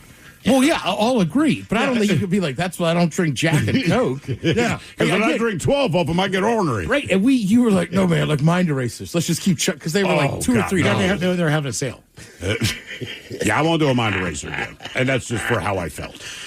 Stupid or not, why did you end up throwing hands? 206-803-ROCK. Like literally nothing happened. I've never felt that bad from drinking alcohol. I think I had 2 mind erasers. I'd heard of them. I had never had one. The bartender's like, dude, just try it. It's this, and this. And I'm like, well, it's the worst thing that can happen. Well, a lot of bad things happen. You know what scares me the most? There used to be a bar by my mom's old house. So, like, that was their thing. They had flavored mind erasers. There was grape ones, watermelon ones. And that was just their shtick. Yeah. Jeez. I'm always afraid, to be honest with you, here, as far as just the way I drive, is people who are mad about if they're road raging or whatever. Seems like every time you read the news, somebody's been shot on the interstate. Oh, yeah. It's either a random shooting. It's like some guys who were tagging the other night over the weekend, like shot at this car. I don't know if that guy stopped and said something. Who knows what the scenario was. But either way, not worth being shot at. I feel like reading the news today, you don't want to go to family functions. You go to a family function, you're going to get stabbed. At least that is the news today. There's a dude who got stabbed to death at a gender reveal party in the basement of like the steakhouse that he owned. He owned it. Yeah, he owned the steakhouse. Like, please, do your party. Yes, it was like his girlfriend. And he and the girlfriend were just getting into an argument about something. It wasn't really, but it was, I don't know if it was her gender reveal. Either way, she had 2 teenage adult sons. Early 21 and 18 or something. Something like that. Well, they just jumped him and stabbed his ass and killed him. Do you see the picture of the one son? He looks like a dude that's going to jump up. But I just think to myself, all right, there are scenarios where I do not think something bad's going to happen, right? Like a wedding, it might happen. Funerals, you know how people get. It might happen. Even an amusement park, there's enough people and something, line cutting. A gender reveal party, like to me, it's something I don't want to go to in the first place, but also I would think this is the safest possible environment until they get stabbed to death in a steakhouse basement. Stupid or not, why did you end up throwing hands? 206-803-ROCK. Hello, Ron. Welcome to the men's room. Hola, gentlemen. Hola. Hey, Rockin' Ronnie here. I just want to start by saying I was a wrestler in high school. I was in the Marines, got out, took martial arts for a little while, and I usually came out on top whenever I got into a scrap, but not this particular day.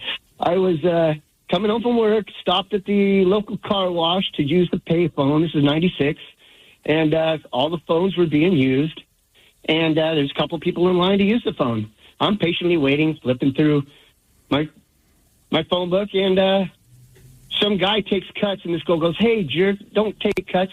And I think he thought I was with this chick because he shoved me, and I went flying. My phone books and organizer all go flying on the ground, and I land on my butt.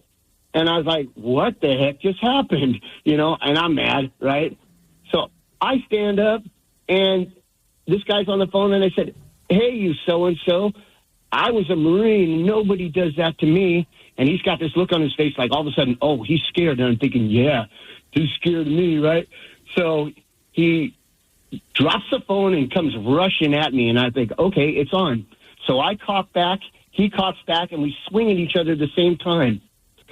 Next thing I know, I'm in the air. He's got me with one hand up in the air. My feet aren't touching the ground, and he kicks me between the legs really hard. I guess that was the end of the fight. No, he misses the boys, but he spins me around. My feet don't touch the ground, gentlemen. He spins me around, and he hits me in the back with an elbow or a fist. I don't know that to this day, but I still can't sleep on my left shoulder to this day. And then I'm still not touching the ground, gentlemen. He spins me around again and punched me in the face, and then he starts spinning me around again. I'm going backwards again. And I thought, oh, my God, I'm going to die. So I, squirm. I do some kind of weird squirmy thing for my life, and I get out of his grasp and fall on the ground. And then he looks around and he goes, okay, it's over. And he puts his hand he says, all right, man, let's just shake on it. And I said, dude, I'm not touching your hand. And then, and then he just leans into me and says, next time I'll just effing shoot your ass. And I was like, whoa. And he gets in his car and just drives away. Did you ever get to use the phone? I just gathered my stuff up. I didn't mention that I hadn't slept in 8 days that particular moment. Only 2 days, 2 times in my life I stayed up that long. But even if I was at the peak of my whatever, this dude knew how to fight, and he just totally dominated me. I thought I was going to die. And are you? Why were you up for? Are you calling a meth handicap here? What happened? Yeah. Am I what? Were you on meth for 8 days? Yes, sir. Okay. I was going to say, if you're up for 8 days, yeah, man, you're not going to be on your game. Methamphemphetamine. Yeah, exactly. There's no other reason you were up for 8 days. It's just like, one of those days where I was man. up for 8 days. I'd be delirious. Yes. What, stupid or not, why did you end up throwing hands? 206-803-ROB. If I knew somebody was a really good fighter, but they were they've been strung out for 8 days, I might be like, all right, that might be my chance. Might be my one chance. 8 days of sleep deprivation. Yeah, I'm a little more confident. Hello, Scott. Welcome to the men's room. How's it going, fellas? Hola. Can you, on the radio, can you say the T word for boobies? No. That's not one that's not. Just say boobies. Well, happy that Tuesday. Well, hell yeah. Thank you. All right. So, back in the day, my college days over in Pullman, go Cougs. A lot younger, a lot dumber. You guys know the fifth pocket in your jeans? Yeah. Okay, you put a rubber in there, whatever. That'll come in later. So, back in the day, used to like to fight a lot, and a buddy of mine and I, Levi, would just walk around Pullman and look for fights. It was stupid, but that's what we did. So we're walking around. After the bars close, we see guys across the street. We look at them. We say, hey, F you. They look at us. They say, hey, F you. We meet in the middle of the street. We start throwing blows. 2 of them go down. It's just me, one more guy. I'm not one to, fight unfair. So I take the skate just to watch. Levi throws the haymaker of all haymakers and just lays this guy out right as the cops round the corner. So they set us all down. Of the 5 of us, none of us has a story that matches. So they say, hey, we saw you guys throw the last punch. You guys are going to go spend that in jail. Those 3, they're going to get in the meat wagon and go get checked out at Pullman Regional. Game over. Cool. We spend the night in jail. Get up the next day. We get released because, nobody had a story that actually, so they know who to believe. We get out. We're taking a walk of shame home. Levi turns to me and he goes, dude, it wasn't all bad. He reaches in that little fifth pocket and pulls out this big bag of weed and goes, I still got a weed. All right, there you go, man. What is that thing actually for? There's a real reason for that. Wasn't it like for pocket watches back in the day? I can't remember. I think it was pocket watches back in the day when they first introduced jeans, because that's how you told time, and it's just they didn't want it in their pockets proper, so they intentionally stitched that thing in there. Okay. And now it's morphed into, your drug pocket. I don't know that I put anything other than drugs. Lighter? In the sometimes it ends starts up popping, in there. yeah. Yeah, it's not comfortable. It could have been for tools. You don't remember jeans? Yeah. Were like with the working class war. Right. So like blue collar. Right. When you get to San Francisco and Levi Strauss and company are making jeans, like that's who they're selling them to, is people working on the railroads. Yeah, it was not. And then later later cool on, or trendy. Right. It became okay for everybody to wear them, but it used to be like, ugh, you're wearing jeans. You know, the one thing I asked my brother, as far as fights go, you know, you're rough in the NFL, and when these guys brawl, all of them can beat your ass, right? There's no question about this, and you got, I don't know, 2 linemen going at it or whatever. You know, how do you approach it? And he said, honestly, he goes, because look, a lot of times, if it's like 5 guys kind of getting into it, you know, usually 2 guys are bumping chests, 2 guys are swinging, and 1 guy's trying to break it up. But when it's more than just 2 guys, if they feel someone at their back, they're going to turn around and swing because they think it's another player, you know, trying to come in and do something stupid. So he goes, you don't hear this, but as the officials descend on these piles of just meat and fist and anger, we're saying ref, ref, ref, ref, ref, ref. So that way when they feel our hand on their back. Because I see, yeah. One thing in the NFL, it's like they don't really mess with the refs much. They, you know, you can't even really argue. They are head and shoulders the best league about it. You can state your case, but you still have to do it with respect and that kind of thing. So he goes, but we understand. It's like, look, we can throw a flag if they end up punching us, but that's not their goal. But also, we're old men and don't want to be punched by a 300-pound, 24-year-old man. So there's like, as we're getting closer, we're like, ref, ref, ref. Then when we get to the pile, because he said, if you notice on TV, we can start grabbing them by the horse collar, so to speak, and pull them back, and you'll see they don't put up much resistance. It's like, because we keep repeating ref, ref, ref. And I'd almost like, rather get punched in the face in the field than hear half the stuff that they say, like, you know, don't go to Vegas. I mean, that's the kind of stuff they're chirping. Like, do not go to Vegas. What do you mean? Just, if you want this to go down, do not go to Vegas. Yeah. That kind of stuff. Where, like, they know, half those guys know each other from college anyway. Of course. They have or run played on the same team. Yeah, they got all buddies. that stuff. They all know something about the other person. I wish, maybe I'll do it on happy hour, but my mother asked my brother once, like, you know, just between plays, what are these guys saying? And to him, it's a nothing burger because he just hears it all the time. And he was just giving quotes and just running through, 800 different things he's heard. And I'm like, oh my God, man. He's like, yeah, man, it's every play. It's not, they're not going to do anything. He's like, but they got to at least say their piece. And he's like, they say their piece, and it's bad stuff. Stupid or not, why did you end up almost throwing hands? 206-803-ROCK. Hello, William. Welcome to the men's room. Liquor and whores. Liquor and whores. So back in 2009, you guys did a rock girl gala. I think it was at like a Showbox Sodo. That sounds about right. Theory of a Dead Man was the headliner. Anyway, it was my buddy's birthday, and like 8 of us went over there in a limo, and we did a little bit of pre-funking before we got in there. And apparently my buddy, and before Theory of a Dead Man ever hit the stage, decided to get in a fight with a guy. And I wasn't really paying a whole lot of attention to how it was all going down. I just saw the two basically holding each other's shirts, throwing punches at each other.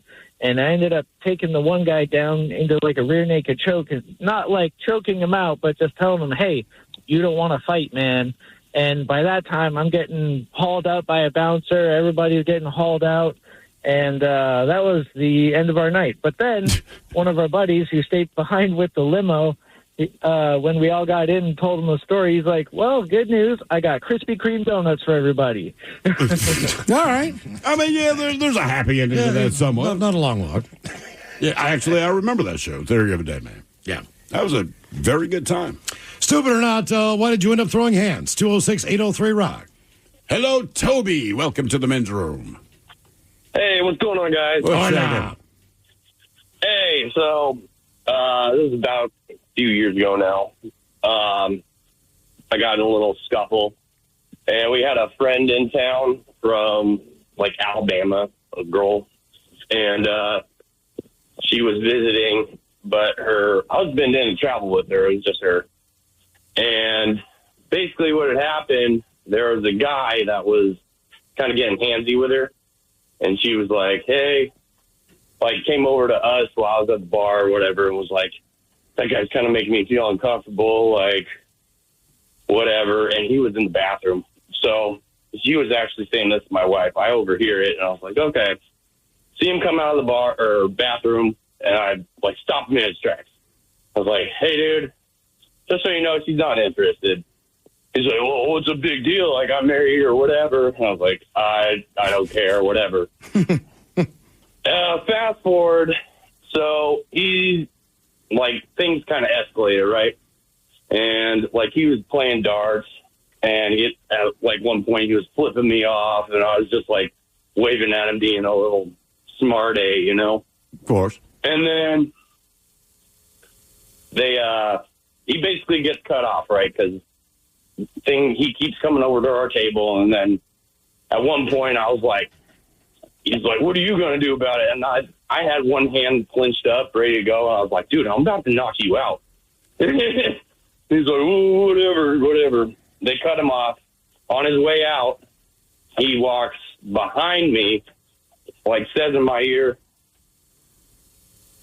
and basically gives me like a sucker punch to the back of the head. All right. And I feel it, and I just get whacked. And, like, I'm red at this point. And then I look, he's not there. So I look the other way. He's turning and walking away. So I just grab him by the back of his, like, vest that he's wearing. And I pull back and miss the first shot, but the second one just connects right to his nose. And right then, like, everything's broken up. We all just get separated. And, like, the bouncer's like, "I'm sorry." I'm like, "I'm sorry, man. You know, I didn't mean for this to happen." And he's like, "It's cool. I saw everything, but you can't stay here, you know?" Yep. Like, I get it. So, yeah. And then that guy got kicked out, and his nose was all bloody. Yeah. So she had a wonderful visit then, and she likes Seattle. Yeah. She can't wait to come back. Yeah. I've never seen someone get cut off just leave the bar peacefully. Right? Even if they weren't being a jerk and it's just like, clearly they've just been overserved. Like, hey, man, I can't give you any more booze. Like, it just escalates instantly. Yeah. Right? Just like, geez, dude, here we go. I have. Really? Yeah. Good. And I have a story in Vegas. We were so hammered, we got cut off at like noon at a bar. And we were Damn. like, "Thanks, man." We needed that. Yeah, and we went home and fell asleep. Maybe it wasn't noon. It was early in the day. But same thing. We were like, "Yeah, man, you're exactly right. We shouldn't be in here." Mm-hmm. I think it depends on the bar, too. Usually if it's like a classier joint, I feel like people kind of go, I understand. Okay. I understand. Right? And usually it's quieter, but you're right. If it's like a bar, like a sports bar, and people are rowdy, you don't want to get cut off there. I've seen Batman pass out at a bar in an upscale steakhouse, almost fall asleep, almost fall into the street. They woke him up to see if he wanted another drink. I was like, damn. We looked at the bartender, we're like, dude, Jesus, stop. We got to deal with this. Yeah, we gotta pick him up, man. Yeah, they literally woke him up. "Would you like another Jameson?" I was like, he's like, yeah. And he'd been drinking doubles since like 8 o'clock in the morning. It was something. But all of a sudden, man, it was just like everything was normal. And it was like you shut down a machine. It was just like the lights started flickering, man, and he was just gone. Gone. That's a hell of a night. I think it depends, too, like how drunk you are. Like I've been with friends where we went to like an upscale place, and basically as soon as we walked in, they were going to cut us off just because we were too loud. Yeah. But it was Friday night. Like we had been out for a drink or two. And same thing. We're just like, "Oh, okay." And the guy's like, "No, seriously." And I was like, "Oh, S. Okay, we'll leave." Yeah. Like our bad. But it helps that we weren't actually drunk. Like I think if we had been drunk, we might have been a little more combative. But we were just like, "Yeah, all right, whatever." Yeah, man. 10 songs people want played at their funeral coming up as we'll sit and spin at 4:30. And we have your emails on the way next from the men's room at KISW.com. Hiring is a lonely business. Posting jobs, sifting through resumes, interviews with unqualified applicants, being ghosted. What if you could link with dozens of qualified candidates who are ready to work right now with just one connection? That's Express Employment Professionals. Find us at expresspros.com. One connection, the workforce you need. Problem solved. Express Employment Professionals. expresspros.com. This podcast is brought to you by Kleenex Lotion Tissues. You can't predict sick days, but with Kleenex Lotion Tissues, you can be better prepared for them while helping keep your skin healthy. Whether it's a surprise sneeze or a stuffy nose, it's always good to have something gentle on hand. Kleenex Lotion Tissues moisturize to help prevent skin irritation while you're battling those unwanted cold and flu symptoms. It's extra care when you need it most. I mean, why not have one less thing to worry about when you're not feeling your best? For whatever happens next, grab Kleenex. The brand new Grand Casino and Shoreline is now open. Step into the action with Vegas-style table games like Baccarat, Heads Up Hold'em Poker, Pai Gow, Blackjack, and High Card Flush. Feeling hungry? Feast on delicious Chinese, Vietnamese, and continental dishes plus breakfast favorites. Dine in or take out. And don't miss daily happy hours from 4 p.m. to 7 p.m. and 10 p.m. to midnight. Grand Casino and Shoreline off Aurora. Open daily from 9 a.m. to 4 a.m. Visit GrandCasinoGaming.com. Welcome to the Grand Experience. Independent financial advisors focus on building a relationship with you that goes beyond your portfolio. As fiduciaries, they must act in your best interest, always. The relationship they have with you will be based on transparency and trust, and they're committed to bringing you advice that fits your values. That's why Charles Schwab is proud to support them. Visit findyourindependengadvisor.com. At Cardinal Heating and Air, we elevate your comfort with expert HVAC solutions in the greater Seattle area. Our decades of experience have fostered lasting relationships built on quality service. Whether you need AC repair, heating repair, routine maintenance, a new installation, or an emergency fix, you can trust Cardinal Heating and Air, now offering electrical services. Experience the exceptional service and peace of mind that Cardinal Heating and Air delivers today and for years to come. Looking to improve your diet in the new year? Try seeing a personal dietitian with Nourish. Nourish has hundreds of dietitians who specialize in a variety of health concerns, including weight loss, gut health, and more. Meet with your dietitian online and message them anytime through the Nourish app. Nourish accepts hundreds of insurance plans. 94% of patients pay $0 out of pocket. Find your personal dietitian at usenourish.com. That's usenourish.com. This episode is brought to you by Progressive Insurance. What if comparing car insurance rates was as easy as putting on your favorite podcast? With Progressive, it is. Just visit the Progressive website to quote with all the coverages you want. You'll see Progressive's direct rate, then their tool will provide options from other companies so you can compare. All you need to do is choose the rate and coverage you like. Quote today at Progressive.com to join the over 28 million drivers who trust Progressive. Progressive Casualty Insurance Company and Affiliates. Comparison rates not available in all states or situations. Prices vary based on how you buy. Ready to explore Europe the striped way? Then fly with Condor Airlines. With non-stop flights to Frankfurt, Germany, there are great connection options to several European cities. Whether it's the romantic streets of Paris or the stunning beaches of Barcelona, Condor will start your vacation and make it even more memorable by offering comfortable and spacious cabins where you can sit back, relax, and enjoy the flight. Fly the striped way. Visit condor.com today.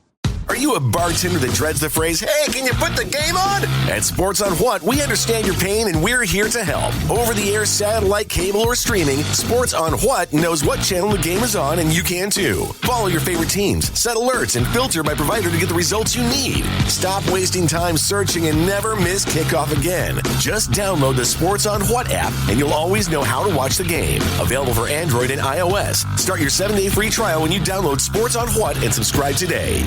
First time for a few emails from the men's room at KISW.com. You've got mail.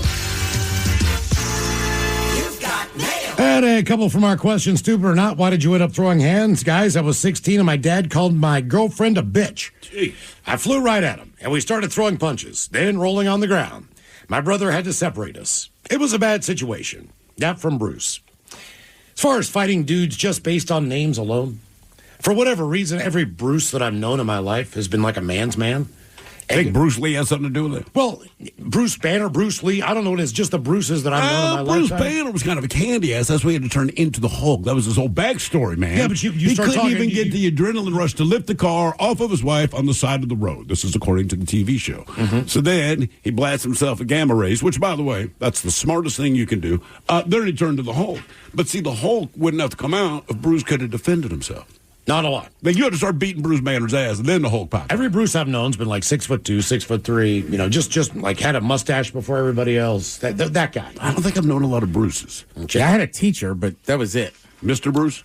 Now, Bruce was his first name, so when I graduated, we'd call him Bruce, but like No offense, but he was the cross-country coach. Oh, so he's a skinny guy. A tiny little fella. Well, the shark and jaws, named Bruce.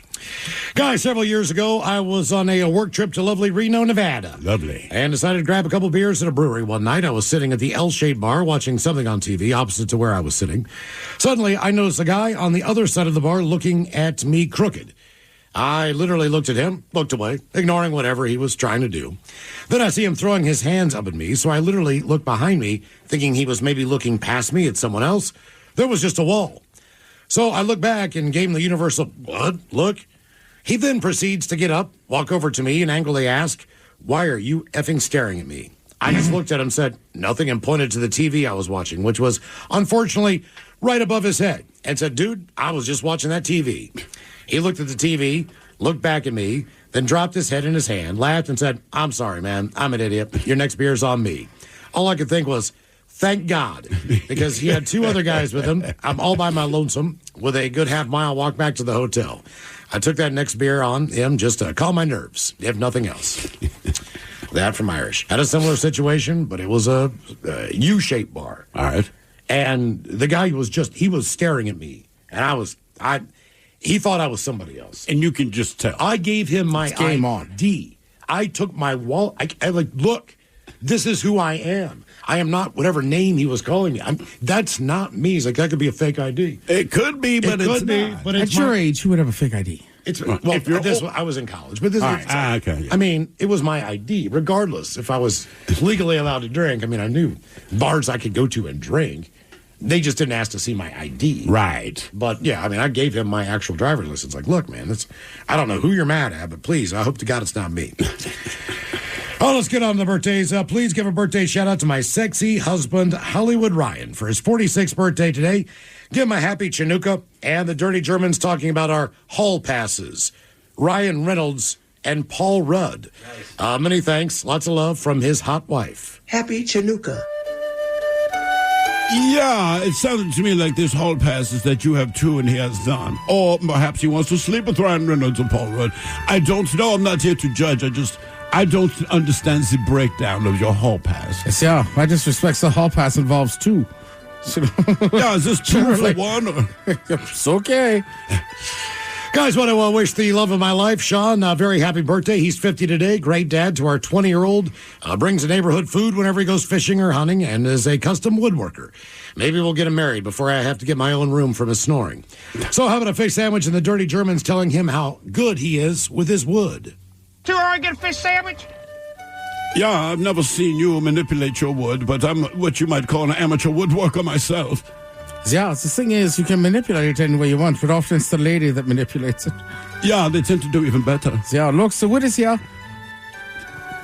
All the guys, it's my 60th birthday today. Can I get a bong rip, a fish sandwich medley as well? Keep on rocking, guys. That from Mary Beth.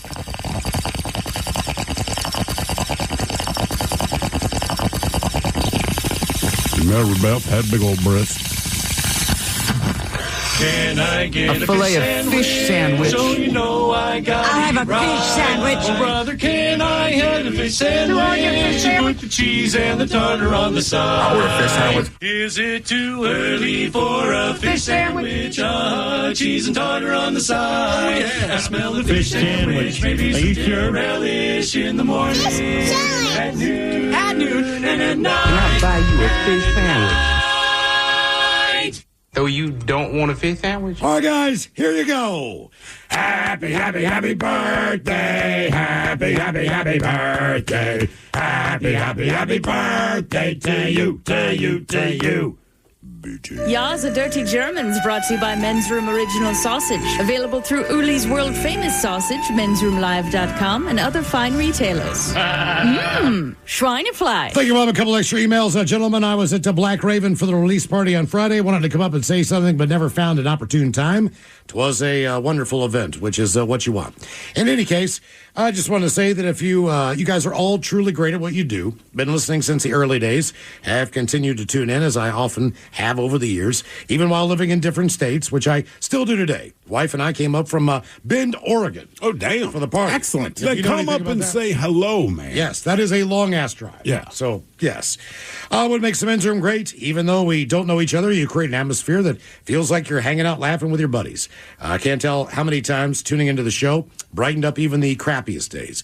So I know I speak on behalf of the many when I say appreciate y'all. Huge congrats on 20 years. And here's to many more years of fun. Appreciate that, man. No, thank you, man. Yeah, man. I appreciate you coming up, too. That's a fun town. I've never been. Yes. Really? Oh, Yeah. yes. That. Especially, you like beer, dude. Like, Yes. Bend is awesome. A lot of like local breweries and all that kind of thing. Yeah, I mean, some of them you heard them just because they're so Sure. prominent in the Northwest, but yeah, I don't know. It's a good vibe, like good restaurants. I floated a river for like 2.5, 3 hours, just nice and slow, fun, sunny. Yeah, like everybody you meet down there is like just, I don't know. It's just a fun town. Yeah. Your Wikipedia page. Anyone ever notice this? It says, if you look out the men's room Wikipedia page, it appears that our own Steve the Thrill Hill is deceased. Yeah, that came up. It came up last Thursday. Who did I don't know. It was a question about Family Feud hosts, and I got everything wrong about who's dead, who's alive, or how they died, whatever. So someone had texted in like, "Hey, I'm gonna go to your Wikipedia and say that you're dead." And I thought that was kind of funny. Forgot about it. Came in this morning, saw the email. I'm like, it's kind of interesting to see. Just says Steve the Thrill Hill deceased, like under mysterious circumstances or something. I don't remember. Yes. One more. Texas Roadhouse. All right. Guys, Amy, Jean, and I went to your favorite restaurant tonight. We thought about you while we had a delicious steak dinner. That from the Elk Plain Drifter. There he is right there. So more importantly there, Drifter, how was the food? I've always heard it's great. Obviously, people say, yes, you can. I mean, they're more world famous for those rolls. And I'm just, is it that good? Yes, exactly. Because we're not going to try to break into JBLM or whatever we got to do if it's not that good. Because I think, well, there is one. But if it is that good, we'll try to break into an army base. I'm assuming you're either the one in Bellingham or down there. What's up? It's your boy, the Ted Smith. You know what's sneaky? A bunch of big corporations buying up local companies you know and love, gutting them, and keeping the name. But you know who's not a sellout? Pinky's Plumbing. That's right. Pinky's Plumbing's values start with their work ethic, honesty, how they treat their employees, and how they care for their customers. Bigger isn't always better, and that's a fact. You should know you're working with a locally owned company that truly values where they live and work. Pinky's Plumbing. Pinky'sPlumbing.com.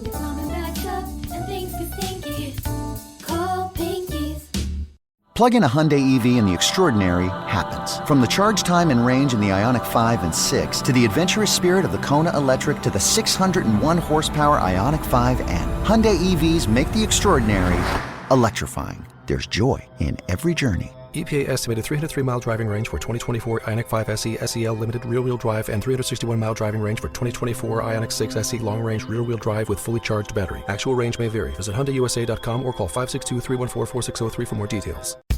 With Fidelity Wealth Management, a dedicated advisor gets to know you and your goals to build a comprehensive plan to help grow and protect your wealth.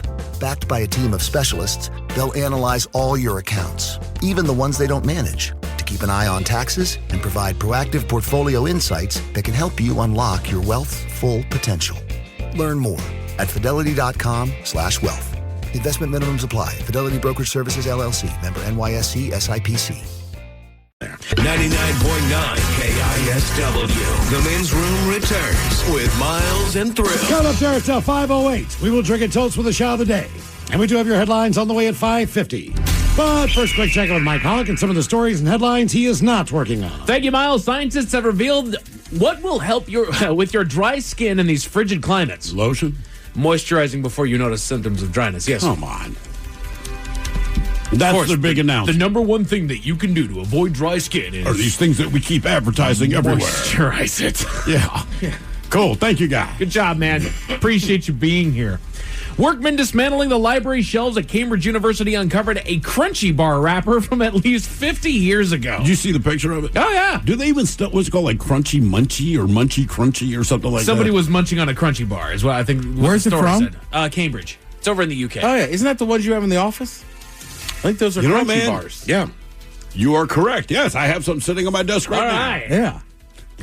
Basically, just they could tell by the way that the wrapper looked and the logo that they had. Oh, yeah, it's that old. It was at least 50 years old. They're like, anybody want to fess up to this? Like, side note, who remembers that they were eating a Crunchy bar, right, and then shoved it onto a shelf? Side note, also again, you guys didn't figure it out for 50 years.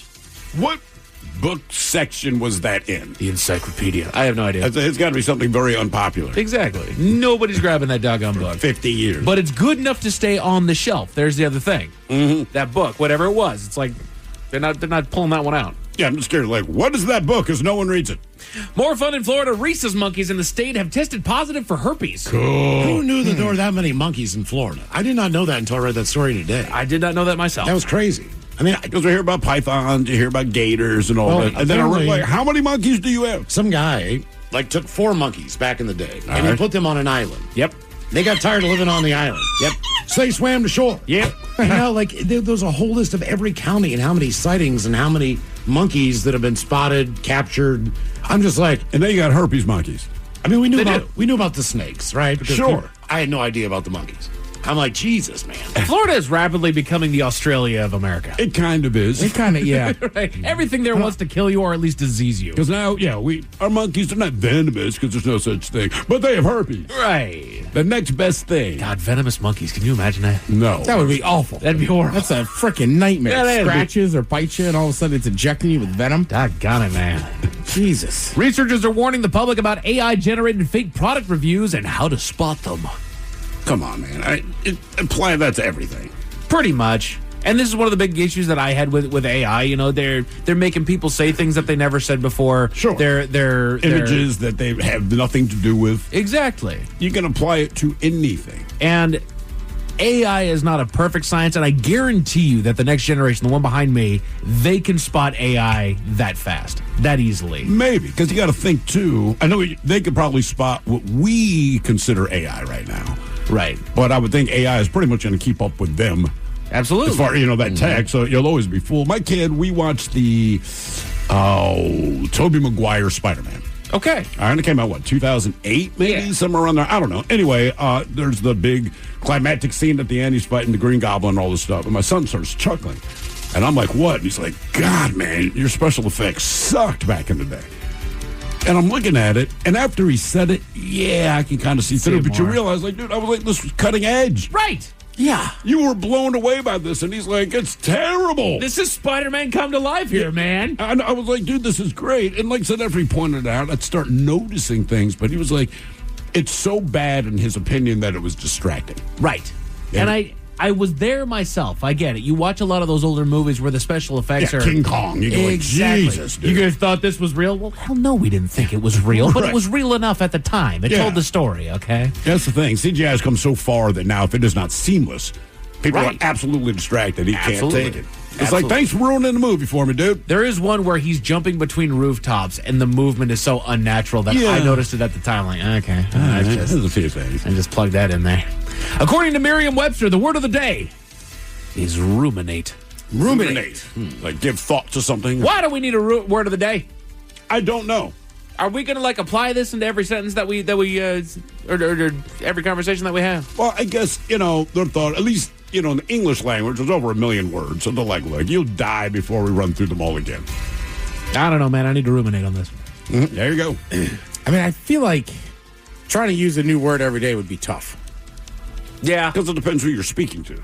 Correct. You could do it, but I see pretty much the same people every day. So it's like, hey, you pretentious a-hole, shut up. Man. And who there in Merriam-Webster is like the decider of the word of the day? Webster. It's Webster? It's Webster. Miriam's he's like, dude, just leave it up to me, Miriam. You think he's got a Google wheel of all the words in the Merriam-Webster's dictionary? I bet you they open the dictionary, close their eyes, and point. Yes. All right, ruminate it is. There it is. All right. Now, ruminate again. Rats.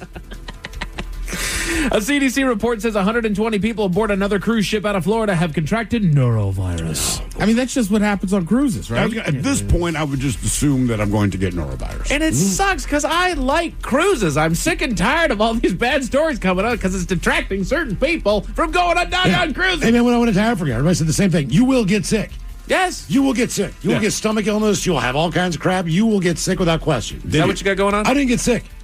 I mean, I didn't have like the stomach runs or any of the intestinal issues. No, you were complaining in here today, man. It might have just been a ticking time bomb. Maybe it is. Maybe it's like You got monkeypox, That's brother. right. That's right. You got the dengue. I got the yellow fever.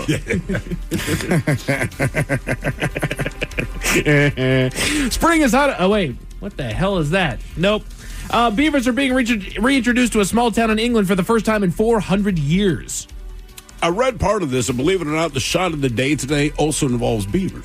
Okay. Entirely different story. I don't know what's going on. Do they just need to in the dam some beaver streams world. or what? I'm telling you, beavers, they've had like a great 6 or 7 months. They've been doing great, dude. I mean, like all of a sudden, like I've been aware of beavers my entire life, but in the last like 6 or 7 months, I'm like, why are there so many news stories involving beavers? Didn't you have a story last week about a guy who was getting his beaver stolen or something like that? The next door neighbor, that was England too, right? Yep, that's exactly right. Jesus. OSU's football team's looking great for next season. I mean, Yeah, the whole thing. The BBC has found that AI chatbots are unable to accurately summarize news articles. Imagine that. Okay. Yeah. Fine. You can see why I'm not working on there. Yeah. Can you not summarize your own news article? When it comes to the world of movies, what would you guys say is your favorite movie of all time? We've seen movies start to finish. Man. There's, of course, the greats that have to be considered. But you personally, what is the greatest movie of all time? I don't know. Because the one that moved me the most was Star Wars because I was a kid and it blew my mind, right? It's kind of like Kiss. You could say, what was the band that inspired you? And a lot of people. But they're not the best band. No, Zeppelin would be a better band at that era. Sure, Sabbath. yeah. But I do it by genre. Like, I love Caddyshack. All right. As far as the comedy goes. Airplane. The That's classics. one of the best. I put Goodfellas in there. Spinal Tap is one of those that still cracks me up. Okay. But, probably like a Goodfellas or a Pulp Fiction in my adult life, but definitely Star Wars when I was a kid. All right, I like it. Well, someone did a survey of America's favorite movies of all time. The Men's Room Top 10. The Men's Room Top 10. 10 of America's all-time favorite movies. Well, I wasn't really inspired by this list, so I chose at random one of the worst movies of all times. Sex Lives of the Potato Men. I'm sure it was appealing to someone. Hey-o. Sex Lives of the Potato Man. Okay. God, I hope that's real. What was that Potato Man getting into? I don't know, man. Making spuds? Antics. X-rated antics, that's what. Honorable mentions on there, the Harry Potter series, Top Gun, Rush Hour got 10%, right. which I liked the Rush Hour movies when I was a kid. Ghostbusters, Toy Story shows up, Rocky, Indiana Jones series, the Jurassic Park series. Which Rocky movie, though, man? It just says Rocky, so I think it's number 1. It's when you go back and watch it, like Rocky was a serious movie. Yes, and it then was. after that, he started getting silly.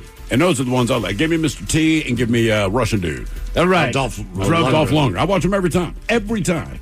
Die Hard and Back to the Future also make the honorable mentions list. So, number 10 on the list, The Godfather, 12%. Oh, there we go. I would put The Godfather up there very high. Fantastic. And movie. I will always stand by this argument. The sequel, or Godfather 2, is probably better than Godfather 1.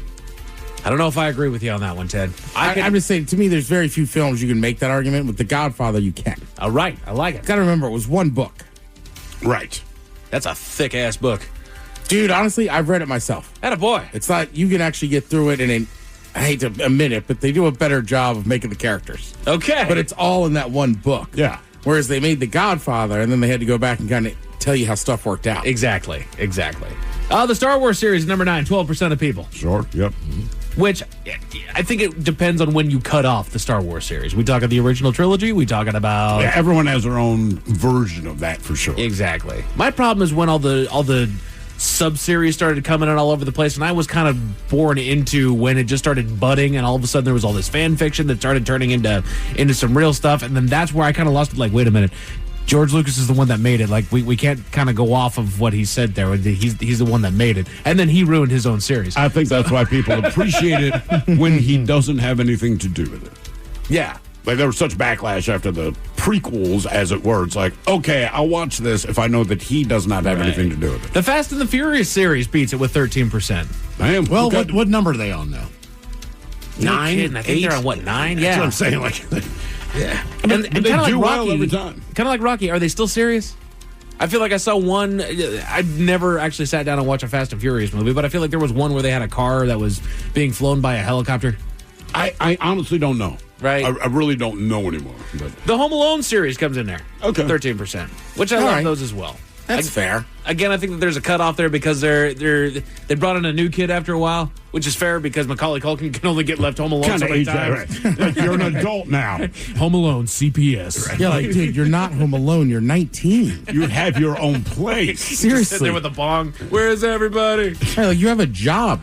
The John Wick series, 13% of people. I do enjoy those, man. I need to actually sit down and watch those doggone movies, man. They're cool. One of the things I really liked with the fourth one, and there's no spoiler alert in here, but they give Keanu Reeves the script. He comes back, and they said he got rid of 50% of the dialogue. And they said, why? It's like, because he's not a big talker. Right. So watch the other three. He fights. He says what he's got to say. He gets the S beat out of him. He kills people. He's like, that's kind of what he does. So they kind of agreed. He said he would never say this many words. He kicks ass and he takes names. That's it. We're done with series. Now, Dirty Dancing, number 5 on the list. Dirty Dancing. People love that movie. Haven't seen it, but I'm sure I would love it too. You might. You might. Honestly, it's not for me. You're not allowed to dance, Mike. Yeah. We're not allowed to dance? You can't dance in this county. Why was there so much anti-dancing? I don't know. It was a big Was that thing Dirty in the Dancing 80s. or Footloose? All of them. All of them. Right. All of them. That's what we're saying. Lambada, Forbidden Dance. Wasn't that based on an actual county here in Washington? I don't know if Could it's be in a county. Washington. Could be a but- county anyway. Yeah, I mean, Right. but yeah. The Lion King came in at number 4. Yeah, no, All right, I'm that's too solid. old for it, but obviously it was a massive That thing. movie's bomb, dude. That was probably one of the greatest movies of my childhood. I've seen it. It's one of those things where I've seen the movie, but I'm almost disappointed that I was already aged out. That's fair. Like, man, if I were a kid and saw this movie, I know I'd be in love. It would be my Star Wars. I Right? feel like I already know the answer to this question. Have you seen it on the stage yet?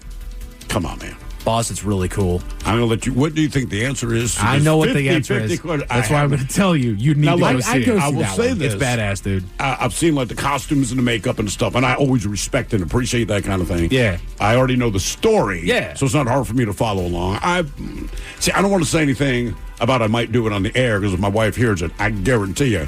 He's going to do it. I mean, he I've seen wants like to go. at Disney, at the parks, especially at Disney World, they have like 15, 20-minute versions of those stage shows. Yeah. So I've seen that version, which I was Oh, like, yeah. all right, not bad. It's pretty cool. Cliff Notes performance. Titanic at number 3. Oh, God. People do love that movie.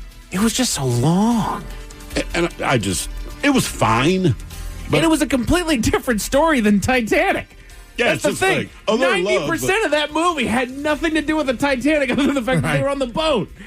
But all they showed in the commercials was the boat going Right. down. And that's how they got my ass to go. And I realized maybe 10 minutes into the movie, like, I got duped. Could they do a sequel? Just They change, did. like Lusitania. They did. Just change a different boat, different disaster. Sequel? People die. Yes. Are you being serious? There's a Titanic 2 out. Come on. Yes, sir. For real. Yes, sir. I mean, what?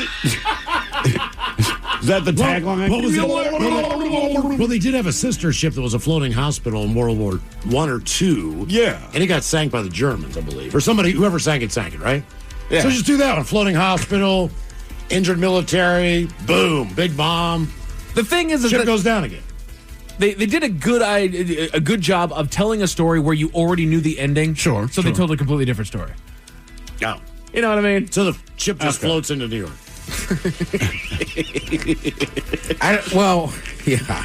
Wizard of Oz comes in at number 2. 15% of people said it was the greatest movie of all time. With Wicked and everything else. Yeah, I mean, well, not Wizard of Oz. I've always got a soft spot for it, man. It was once a year around Christmas, one of the networks would put it on, and that was like absolute dedicated TV viewing. Yeah, but then when you watch it again when you're an adult, it's like, this movie's dark. Oh, yeah. It's a horrible movie. I All kind those of wonder, movies that they like, how showed did every I year were miss dark. this as a kid? They're all dark if they showed it every year. They Roots, not happy. Not happy. Wow. Wow. Wonderful Life. Yeah, what was what? Thornbirds, not happy. Even Rudolph, for Christ's sake. Not happy. His dad's like, F you with your the weird hell ass outta nose. Like, damn. The hell are we watching? And then the number 1, America's all-time favorite movie. It's a great movie, but I disagree. Shawshank should have been number 1. But no, it's Forrest Gump. Our own Ryan Yeah, Gosling. that's a quality movie. But that's even sad. Yeah. You know, my kids saw about half of it the first time. It was Christmas 2019. I remember this because we're in Pennsylvania. It's pre-COVID. It was on TV. So, you know, they're watching him, and this is right before he goes to war. So they this is a very lovable character to them. Oh, yeah. And he was kind of funny, and he would say things to make him laugh. I looked at my wife, and I'm like, oh, he's meeting Bubba. This is going to be bad. It's bad. And yes, when he and Bubba, quote-unquote, parted ways, have you not seen the movie, my kids were destroyed, It's rough, man. I'm dude. like, yeah, bro, I'm sorry, but you got to watch it. Yeah. Police in Alabama arrested a man for DUI that honestly should have known better, Miles. What was he doing there? Tell you all about it at 5:50. Thank you, sir. Headlines are coming up at 5:50. In the meantime, we've made it to drinking time. Somebody out there deserves to be recognized. And the men's room knows just who it is. So to you, we say, bottoms up, sailor. You're the toast of our shot of the day. Big time it is, and as usual, we head to the drink test and Stephen Throwhill to find out who we're toasting. Yes, indeed. And today we toast wildlife, specifically in the Czech Republic. For the past 7 years, the Czech government and various environmental agencies, as well as their military, they've been struggling to get the necessary paperwork to build a series of dams to restore water to various areas. So after 7 years, they finally concluded they could actually get it done relatively cheap. It cost up about $1.2 million. But then to go through more paperwork, more of their bureaucracy. And while this was going on, turns out a family of beavers moved into the general area, and in 2 days, keep in mind, they've been working on this for 7 years, haven't even started construction. This beaver family moved into that area, and in 2 days, they built a series of dams that literally solved all of the problems. Wow. They sent their environmental task force out there going, there's no way these beavers felled all these trees in the right places. Power of the beaver. But they said they did. Like exactly where you It's guys. amazing how they felled them, too. I mean, it's precise. It is It's insane. You That's spent what they do. 7 years of paperwork trying to get all this crap done, but these beavers showed up like, let's go ahead and do a dam here. That's why when you see those pictures of a beaver smashed by a tree, you're like, how did this happen? You're How the dumbest did beaver out this there. happen? Mm-hmm. So, cheers to the beavers. So we pour this booze and we drink this booze because we think it's yummy. Yummy. So over the tongue and down the throat to party in our tummies. Down the hola bichola. Let's get a contestant on the line for Profile This now. 206-803-ROCK. Profile This is next. Wow. What's up? I just bought and financed a car through Carvana in minutes. You? The person who agonized 4 weeks over whether to paint your walls eggshell or off-white bought and financed a car in minutes? They made it easy. Transparent terms, customizable down and monthly. Didn't even have to do any paperwork. Wow. Mm-hmm. Hey, have you checked out that spreadsheet I sent you for our dinner options? Finance your car with Carvana and experience total control. Financing subject to credit approval. Hiring is a lonely business. Posting jobs, sifting through resumes, interviews with unqualified applicants, being ghosted. What if you could link with dozens of qualified candidates who are ready to work right now with just one connection? That's Express Employment Professionals. Find us at expresspros.com. One connection, the workforce you need. Problem solved. Express Employment Professionals. expresspros.com.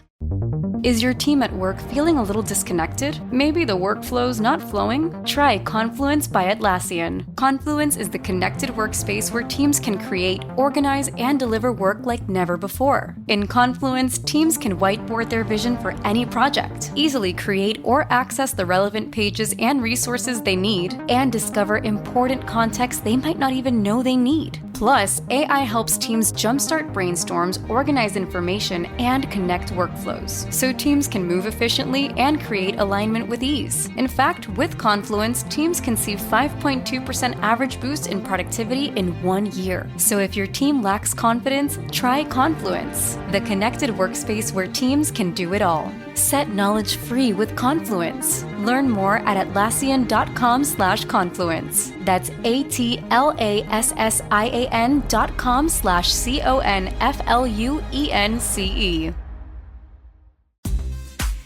At Cardinal Heating and Air, we elevate your comfort with expert HVAC solutions in the greater Seattle area. Our decades of experience have fostered lasting relationships built on quality service. Whether you need AC repair, heating repair, routine maintenance, a new installation, or an emergency fix, you can trust Cardinal Heating and Air, now offering electrical services. Experience the exceptional service and peace of mind that Cardinal Heating and Air delivers today and for years to come. Auto insurance rates are on the rise, which is why you should call Vern Fonk Insurance. Vern Fonk could save you up to 20% on your auto insurance. The pros at Vern Fonk will do all the work, comparing different plans to find you the best options. And they can insure you over the phone. One call to Vern Fonk could save you up to 20%. Call 206-408-5094. 206-408-5094. Remember to honk when you drive by Vern Fonk. Restrictions apply based on a Q3 2023 study of Vern Fonk insurance customers who reported saving when they switched. License number 1070622. If you have health insurance, you might be able to see a personal dietitian for $0 out of pocket. Nourish connects you with a dietitian that fits your needs, covered by your insurance. Nourish accepts hundreds of insurance plans, and 94% of patients pay $0 out of pocket. Meet with your dietitian online and message them anytime through the Nourish app. With hundreds of 5-star reviews from real patients, you know you're in good hands. Find your dietitian at usenourish.com. That's usenourish.com. This episode is brought to you by Progressive Insurance. What if comparing car insurance rates was as easy as putting on your favorite podcast? With Progressive, it is. Just visit the Progressive website to quote with all the coverages you want. You'll see Progressive's direct rate, then their tool will provide options from other companies so you can compare. All you need to do is choose the rate and coverage you like.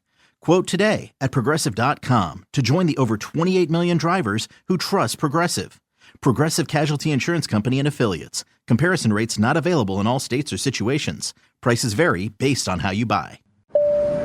Ready to explore Europe the striped way? Fly Condor Airlines non-stop to Frankfurt and connect effortlessly to most European destinations. Relax and start your vacation in comfort. Fly the striped way. Visit condor.com today and book your next adventure. Hey, what's the easiest way to find out what channel the game's on? Sports on What? Subscribe to the Sports on What app and quickly find the channel for every provider. Satellite, cable, or streaming. Sports on What knows the channel the game is on, and you can too. Download today. 99.9 KISW. Text the men's room at 206-803-ROCK. TV Time with Ted brought to you by Xfinity. Give them a call, 1-800-XFINITY. The men's room presents Profile This. And Stephen Throwhill, can you please tell everyone how Profile This is played? Oh, I sure can, Miles. It's a simple game where we share with you a real-life news story, something that happened right here on planet Earth. Earth. And as you listen to the story, based on the stereotypes you believe to be true of people and the decisions that people make, we'll ask you what it is you think makes the story a story. Hello, Brian. Welcome to the men's room. Yes, sir. How's it going, man? Hola. All right, Brian. Yeah. You understand how this here game is played? I do. Fantastic. You have your choice today of one of 3 categories. We have Hit Me With Your Best Shot, where you guess the unconventional object someone chose to use as a weapon. We have Animalize This, where you guess the animal responsible for causing the problem. And finally, License to Spill, where you guess the substance that made the mess. Let's go with the License to Spill.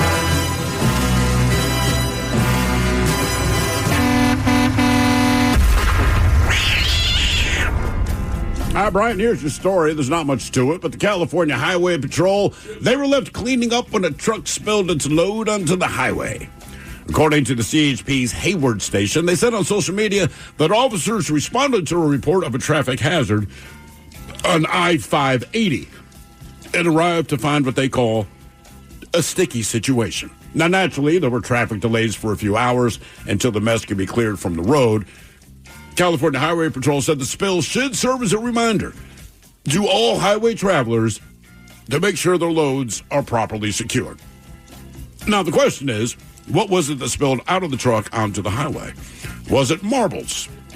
Was it honey? Was it chopsticks? Or was it chocolate?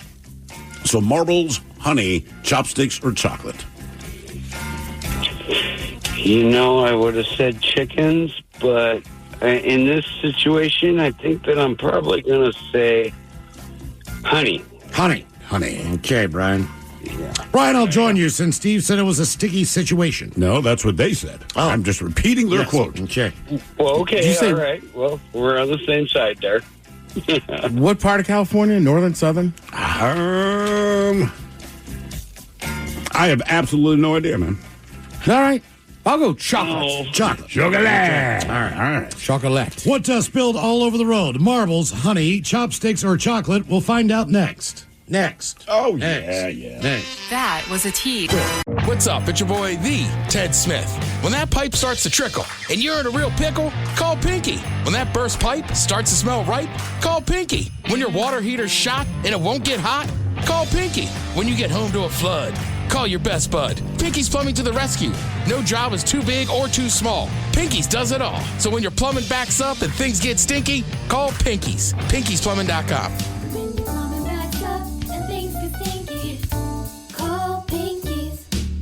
Hiring is a lonely business. Posting jobs, sifting through resumes, interviews with unqualified applicants, being ghosted.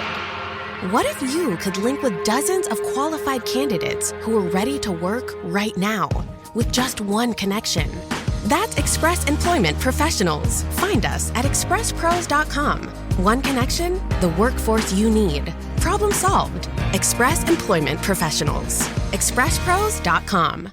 Plug in a Hyundai EV and the extraordinary happens. From the charge time and range in the Ioniq 5 and 6 to the adventurous spirit of the Kona Electric to the 601 horsepower Ioniq 5N. Hyundai EVs make the extraordinary electrifying. There's joy in every journey. EPA estimated 303-mile driving range for 2024 Ioniq 5 SE SEL limited rear-wheel drive and 361-mile driving range for 2024 Ioniq 6 SE long-range rear-wheel drive with fully charged battery. Actual range may vary. Visit HyundaiUSA.com or call 562-314-4603 for more details. On Profile This, we go to California. Highway Patrol had to clear a road after a vehicle spilled its load.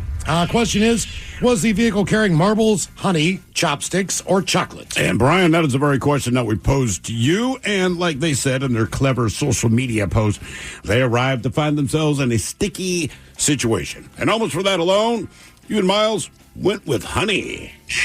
But however, it was not honey. And Ted, we tried. You came up with what I think the second best guess would be chocolate. Just off sticky. Nope. Sticky had nothing to do with it. It was chopsticks. Chopsticks. Hence a sticky situation. Yeah, like sticky rice? No, chopsticks. Oh, sticks. Right. Okay. See, they're being sticky. clever, Miles. All right. A sticky situation. Apparently, because two of them are stuck together. Like 50,000 packages of them or something like that were all over the road. But they're like, look, man, you drive your car over, they're puncturing tires and all this crap. So, yeah, they had to clean chopsticks. Damn. Also, public service announcement. You scrape the two ends that broke to get the shards off. Oh, you watch people scrape the other end? People do it all the time. And it's like that has no. That's not the. That's you're not doing where nothing. the splinters are. Yeah. Now for all TV news all the time, it's time for TV Time with Ted. And now, because your pathetic life is confined to countless hours in front of a talking box, the Men's Room presents TV Time with Ted. All right, your choices today. You got the Jimmies, Kimmel and Fallon. You got Seth Meyers, Stephen Colbert, or Ted Smith. Is it Ted or is it late night? It is right there. The title. These guys have teams of talents and writers help them come up with all their monologues each and every night. It is up to you to determine, is this an actual late night joke and from whom, or could it be a The Ted Smith original? The Eagles scored 24 points in just the first half. 24, or is it football term, one full Bill Belichick girlfriend. The Ted Smith. Yes. That's Fallon. The Eagles scored 24 points in just the first half. 24, or in football terms, one full Bill Belichick girlfriend. Aaron Rodgers' time in New York has ended as the team stated they will no longer want him, and he is free to talk to other teams. Aaron Rodgers accomplished a lot in his time in his career, but getting fired on his day off might be his best work yet. The Ted Smith. Yes. Yeah. Come on, Craig. How can you get fired on your day off? The game was over early on. There was no three-peat for the Chiefs. You almost had to feel bad for the Chiefs, as weird as that sounds. not only did they get blown out, they got blown out on Tubi. Colbert? Kimmel. The game was over very, very early on. There was no three-peat for the Chiefs. You almost had to feel sorry for the Chiefs, as weird as that sounds. Not only did they get blown out, they got blown out on Tubi, of all places. It's never a good sign when the most dramatic part of a Super Bowl game is Harrison Ford talking about his Jeep. That game was so boring. At halftime of the Super Bowl party I was at, it switched over to the new season of Severance. Foul. That game was so boring. After halftime, the Super Bowl party I was at switched over to the new season of Severance. Is Severance just a rough show to watch? I haven't watched it. No, actually, it's a show I want to check out. All right. Yeah. I just know season 2 is coming up. I'm sure it's some cross promotion. According to some reports, some people are now wearing their Apple Watches on their ankles rather than their wrists to more accurately track the steps. So now they know exactly how far it is from their house to their Virgin's Anonymous meeting. Colbert? Myers. That's Seth Myers. According to a new report, some Apple Watch users have been wearing the device around their ankles rather than their wrists to more accurately track their steps. So now they know exactly how far it is from their house to their Virgin's Anonymous meeting. You know, I was talking to some people like Sunday night and yesterday. Like, the game just sucked, right? The final score looked a lot closer than it was, but anybody that watched it wasn't that close. Yeah, I kind of jinxed it. Mike, what was that, the first half? I was like, it was the second score. I was like, I think the Chiefs are going to get blown out. Yeah, it was pretty much a wrap since then. But also I was telling people, I don't know if it's because it was just the Eagles and the Chiefs and we had just seen it, but it reminded me a lot of the national championship this year where, like, there just wasn't a lot of juice on this game. No, the only juice that could have been there is if the Chiefs are going to three-peat. But the fact that by the end of the first quarter, like, it was just if you're a football fan, you understood they're not winning this game. It is and look, congratulations to the Eagles, good for them. But it wasn't exciting, and like you said, we've just seen this matchup, and the only potentially interesting thing is a three-peat. And after the first quarter, you know it ain't going to happen. I was telling Steve, I believe there's 30 teams in the NFL that could have played a better game. Would they have won against the Eagles? No. But would they have played a better game than the Chiefs did? I think so. I don't care if it's the Jaguars, whoever. I mean, I just think they would have done better than the Chiefs did that day. Jaguars suck. Yeah. Right, but I mean, just generally speaking, man, that day. They did not show up. Yeah, and a lot of it has to do with, too, is that the Chiefs, the Eagles had 2 weeks to game plan and scheme for them. But I'll be honest with you, when that game started, I still had a ton of faith in the Chiefs. I was like, this is the Chiefs, they're calm and collected. Now, in retrospect, everyone's like, maybe they didn't take it serious enough, which obviously it's a pro locker room. They take it serious. They take it serious, right. I'm just like, I don't know. There was just something seemed off. And then it also kind of reminded me that, like, when I was a kid, I've said this before, but, like, the NFC just beat the crap out of the AFC. Always. And that's just the way it was. You know what I mean? Like, you had to get to what? Was it Brett Favre in the Packers, or was that Aaron Rodgers that lose to the Broncos and in Elway, I want to say? Well, I mean, between just the NFC East at that time with the Giants, with Washington, with Dallas. I mean, one of those Then teams. you had the Niners in the 80s. Eagles. I mean, that was it. Yeah. That was it, right? You knew the NFC was going to win the Super Bowl. You were just curious to see who the sacrificial lamb from the AFC was. So I do like the fact that has definitely changed in the NFL. Yeah. Even though an NFC team just won, but still. Well, and that's the other thing, too. There's just been better Super Bowls. Yeah. Like, even when the AFC started winning, like, there was some blowouts. I mean, they kept bringing it up yesterday. Obviously, the Seahawks will still have the years having the biggest blowout. But, I mean, it was the truth. Like, I don't know. They always seemed a little more competitive. Sure. Even if they weren't. I mean, look, I'm biased because I went and saw the Huskies play in that national title game a couple years ago. But, like, being there in person, it never really felt out of reach till, like, the 6-minute mark of the fourth quarter. Yeah. Whereas, like, this year, Notre Dame scored that touchdown, and then pretty much it was like, oh, this is a wrap. Ohio State's just going to lock them up. And same thing with this one. It was just like, man, the Eagles just seemed better, and they just were. And one thing that to me qualifies that the Chiefs had no chance to win this game is that there were a couple of players crying at halftime. And I said to my wife, I said, look, if there's time on the clock, you got a shot. Even though you're getting your ass handed to you, but sports can go any way they're going to go. But I'm like, if these guys are crying and you're my teammate, I'm like, so you've just quit. That you is an odd just time. told I me fathom that you can't. beginning of the game, end of the game, but you're right. Halftime seems like an odd time for tears. Yeah, because I'm like, they literally are telling their teammates, like, I have quit. I do not believe we have any chance. So you are now unreliable. Why the F are you on my team? They could give the ball to Barkley, and he would run for 2 yards. Yeah. It wasn't like he was lighting it up and busting big runs the entire game, but he was eating the clock. I thought the best play of the game was that kid, Iowa cornerback who ran that ball back in the interception. Oh, yeah. That was like a good play. Like, you're like, dude, you can play running back. That was the most exciting part of the Actually, game. I think the linebacker that got the pick, just because you're a linebacker, Yeah, and the way you had to dive to get the ball, like, wow, man. Yeah, that is Yeah. Super Bowl caliber play. The exciting whites were back. Yeah. Honestly, that's when my phone lit up the most. It was like, oh, white quarterback. I was like, I know. It's insanity. It's just, I guess defensive back. Technically, I don't think he's a quarterback, but like, yeah, and good for them. You know, why not? Market it. Who cares? They're exciting whites. Now, I will say, on the other hand, obviously Friday, thanks to everybody that came out to Black Raven. We had a big day. I ended up going out Friday night. So Saturday was a little slower. So I helped somebody mount a TV. By the way, read the directions before you mount TVs. Yep. Just throwing that out there. We did get it up, and Mike will attest, it looks good. Got it backlit and everything, but man, we were just banging our heads against the wall the first 4 times we tried it. First 4 times I did it. Yeah. Yes. And I thought my right arm was going to fall off. But we ended up, man, we just got some food, and we sat at my buddy's house. I hadn't ordered a UFC in a while. That was a great card. There was one fight on that main card where we're sitting there. Now, my buddy Rob is my old boxing coach, so he knows fights. Yeah. But, like, Marshawn's no idiot. He knows fights. And at some point in, like, the second round, we all just go, man, that's a good fight. right? We had food. Everybody stopped drinking. And like, this is just a really good fight. And, like, it's one of those things, like, then the announcers 2 minutes later, like, this is a good fight. Right. So then as it's ending, I go, who you guys got winning?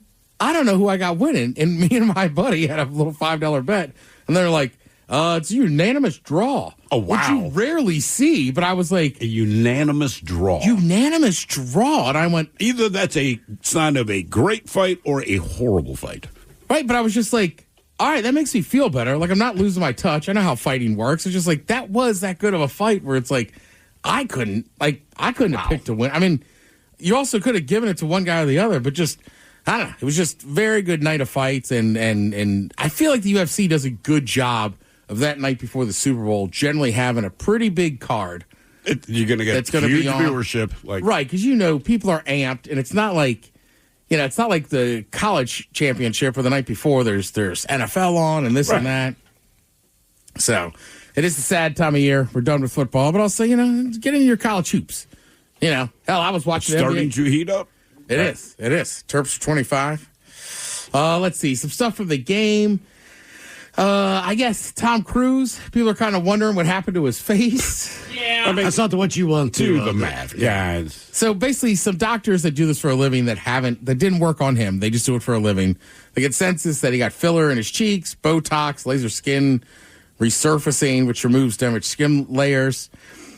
But they don't think he, had anything crazy done. It's just kind of...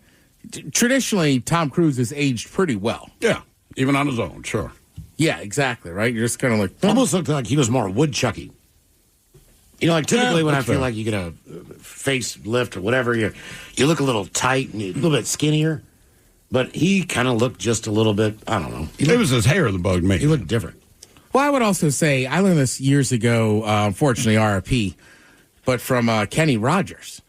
And there was just a picture... Right, and it was like, just also look at his hands. You can get a lot of surgeries done on your face and stuff that make you look that much younger. You can even do stuff to your neck, but generally it's pretty hard to lie with, like, your hands. Yeah. They're just going to look older. And look, I get it. You're super famous. Your face is a huge part of your deal. Like, I get why they do it and stuff. But there's definitely times where it's like, you either get addicted to it or it's like, ooh, we could do a little bit better. I mean, Simon Cowell, to me, is a prime example. He's come out and been like, I did too much. Yeah, overdid it. Started looking crazy, this and that. So, I mean, it's different for everybody. And there is some people that, like, you don't see them. It's easier with famous people. There's a couple people I can think of in my personal life just because the work wasn't that awesome. And now you see them. You weren't a millionaire getting the same procedure. Correct. And people are like, what happened to his face? I'm like, somebody obviously got a little work done. So, yeah. Yeah. You gotta leaving it at that. Yeah. Yeah, you got to keep up with the Joneses there. Any of the commercials stick out to you guys? Oh, yeah. What'd you like, Mike? Which ones? What did I like or what stuck out? What stuck out? Well, Kanye stuck out, but... Yeah. I mean, that guy's insane. They finally took down... I mean, look, when I got to the event on Friday, I go, Mike, have you seen Kanye's Twitter? He's talking about he's a Nazi and he loves Hitler. Yeah. I think they finally took all his stuff down. So he found a line on X. Yeah, we figured it out. Yeah, I found out where it's at. The Tubi commercial with the weird skin hat people. That was very strange, and it kept showing back up. It did. It was right. The cowboy sold, man. Yeah, was just part of it. Let's see. Somebody kind of ranked them. The Ultra Hustle, starring Catherine O'Hare and William Dafoe, Michelob Ultra. People like that one a lot. All right, that was a good one. David and Dave, starring David Beckham and Matt Damon. Yeah. I saw a bit of that one, yeah. And I'll give credit to Stella Artois. Like, they started this, 2 weeks ago or a month ago with a lot of, if you follow any of these food reviewers, whether it's, high-end food or low-end food, they started just kind of popping up with Stella Artois, and they're like, hey, man, I don't know if you heard about this. Now, obviously, you could tell it was a setup. Sure. But, I was like, all right, good job, right? My buddy, my buddy, a guy I like, Drewski, he's in there. Oh, yeah. Okay. Yeah, I told my buddy years ago, I said, you're kind of funny, man. You remind me of the white Drewski. And yesterday he goes, I always thought of it as an insult. I didn't realize how big this guy was going to get. I'm like, yeah, dude, he's funny as hell. You got to watch his stuff. So I don't know. It's just kind of cool seeing some of those people, too.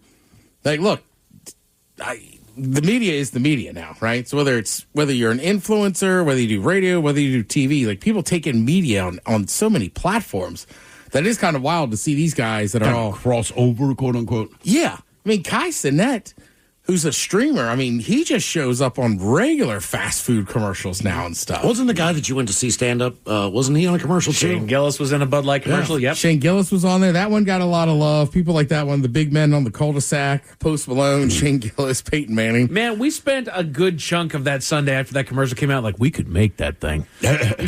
Oh, yeah. We could make that ice chest. Sean, we could just put it right there on your.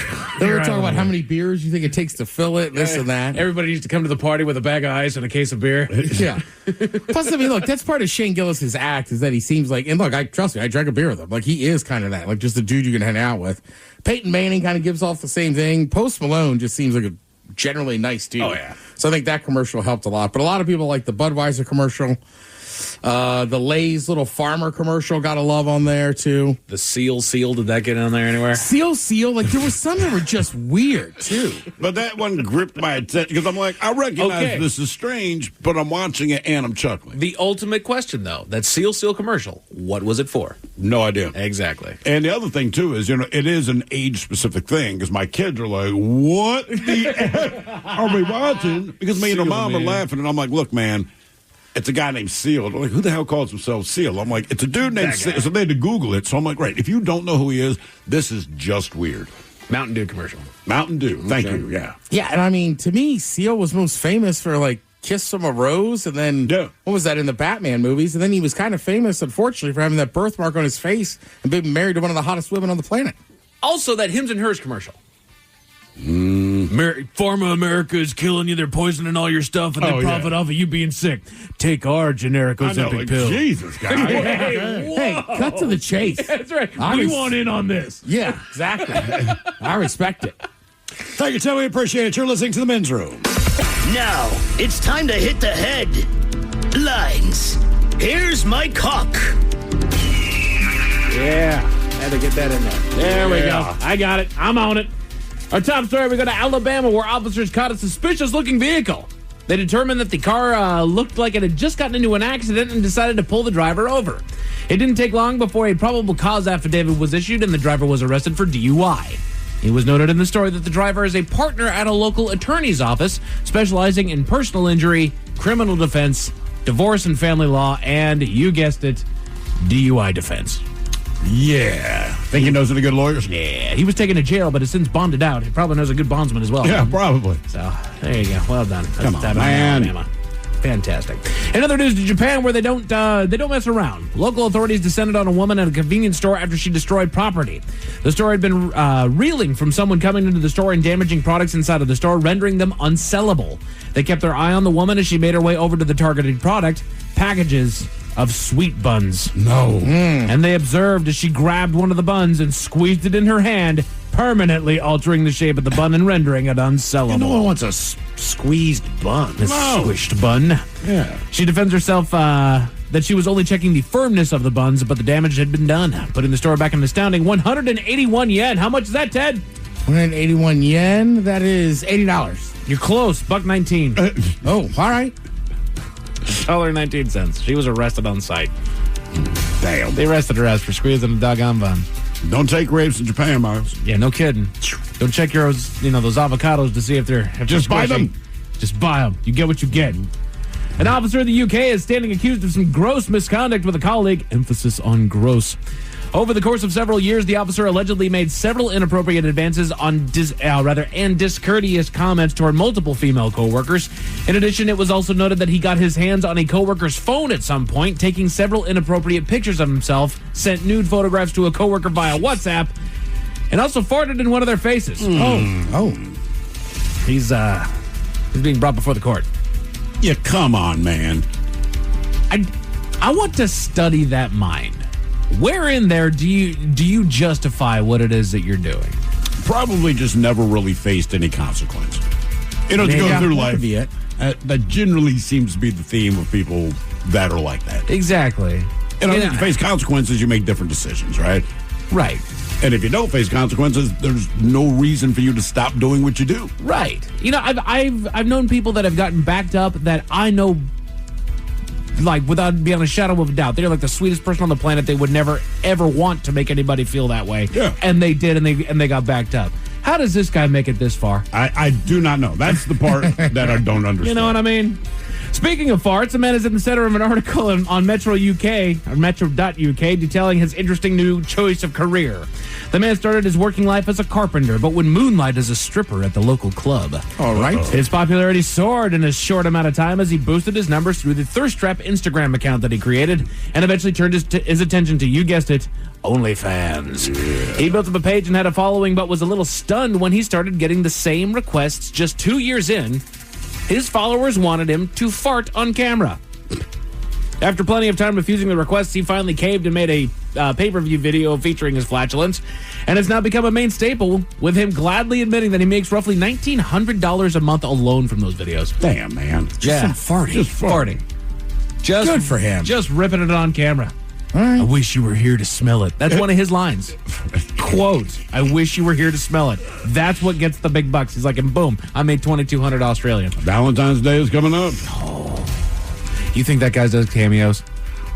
That would be awesome. Hey, Cindy, I heard today's Valentine's Day. Hey, enjoy that. Wish you were here. I'm telling you, man, we are wasting ourselves not doing some OnlyFans. Yeah, I think everybody on this earth is. Whatever you look like, whatever you do, whatever your weirdness is, like there's a group of people out there that would give you money to watch you do it. They want it. Yeah. But just in case those stories left a bad taste in your mouth, thankfully there's good news. A team in Korea has made a significant breakthrough in the fight against cancer, and it's not fighting at all. A team published an article detailing their study with the focal point being critical transitions. The article likens it to the exact point water reaches 212 degrees, where it is neither gas nor liquid. It's kind of in that in-between stage where it is both, but it's neither at the same time. Just the same, when healthy cells transform into cancer cells, they reach a critical transition point in which they are neither and also kind of both at the same time. Studying their own lab-grown tumors, they took notice of an enzyme that hindered the breakdown of cancer-related proteins, allowing them to fuel the growth of the tumors, and simply blocking that enzyme altered the fate of those cells, transforming them back in the direction of healthy cells. Huh. All right. It's wild. Reading that whole thing is fascinating. So what are they going to do with it? You know, it opens up a litany of other questions as to where they can take this particular technology. How, you know, do they make it some sort of an over-the-counter pill that you could take that will then target those cancer cells, or at least those cells transitioning into cancer cells and kind of turn them back around? But fascinating to me that we actually found on the molecular level, we can just turn these things around. No. Go back to being a healthy cell again. It's awesome. It is. It's fantastic, man. Good times. I'm on it. You got it. Did things a little bit differently right here. Wait a minute. Okay, yep, I know what's going on now. All right, we're good. As far as your sports, Men's Room Sports are brought to you by the fine folks at Sports on What. You've got NBA and college ball on tonight. No NHL hockey. It is now flipping over because the Four Nations are about to kick off this week, so the Kraken are off all week. Oh, right. That could be fun. That could be fun. We got we got at least one that's going in there, and he's putting his skates on for the Four Nations, so that'll be fun. That's going to be coming down this week. As we know, football is all over with. Baseball doesn't have any preseason on just yet, so it's just NBA and college ball right now. Yep. And if you want to find out where to watch those games, download the Sports on What app. It will tell you what time and on what channel you can catch all of those games. No matter what team you like. That is a fact. No matter what team you like. As far as your weather, bundle up, guys. It's going to get cold tonight. We're expecting clear skies with light and variable winds, bringing things down to a brisk 23 degrees, opening up to a beautiful day tomorrow with clear skies and a high right around 43. Whoa! And that is it for headlines. With that, Mike Hawk is out. Thank you, sir. We appreciate it. Lovely Jolene is up next. We'll see you next time for the return of Who Sucks Less. Yes, indeed. It's all true. But in the meantime, well, we be all about this bitch. So next time, please do what you do best. And for Aletha's sake, stay beautiful.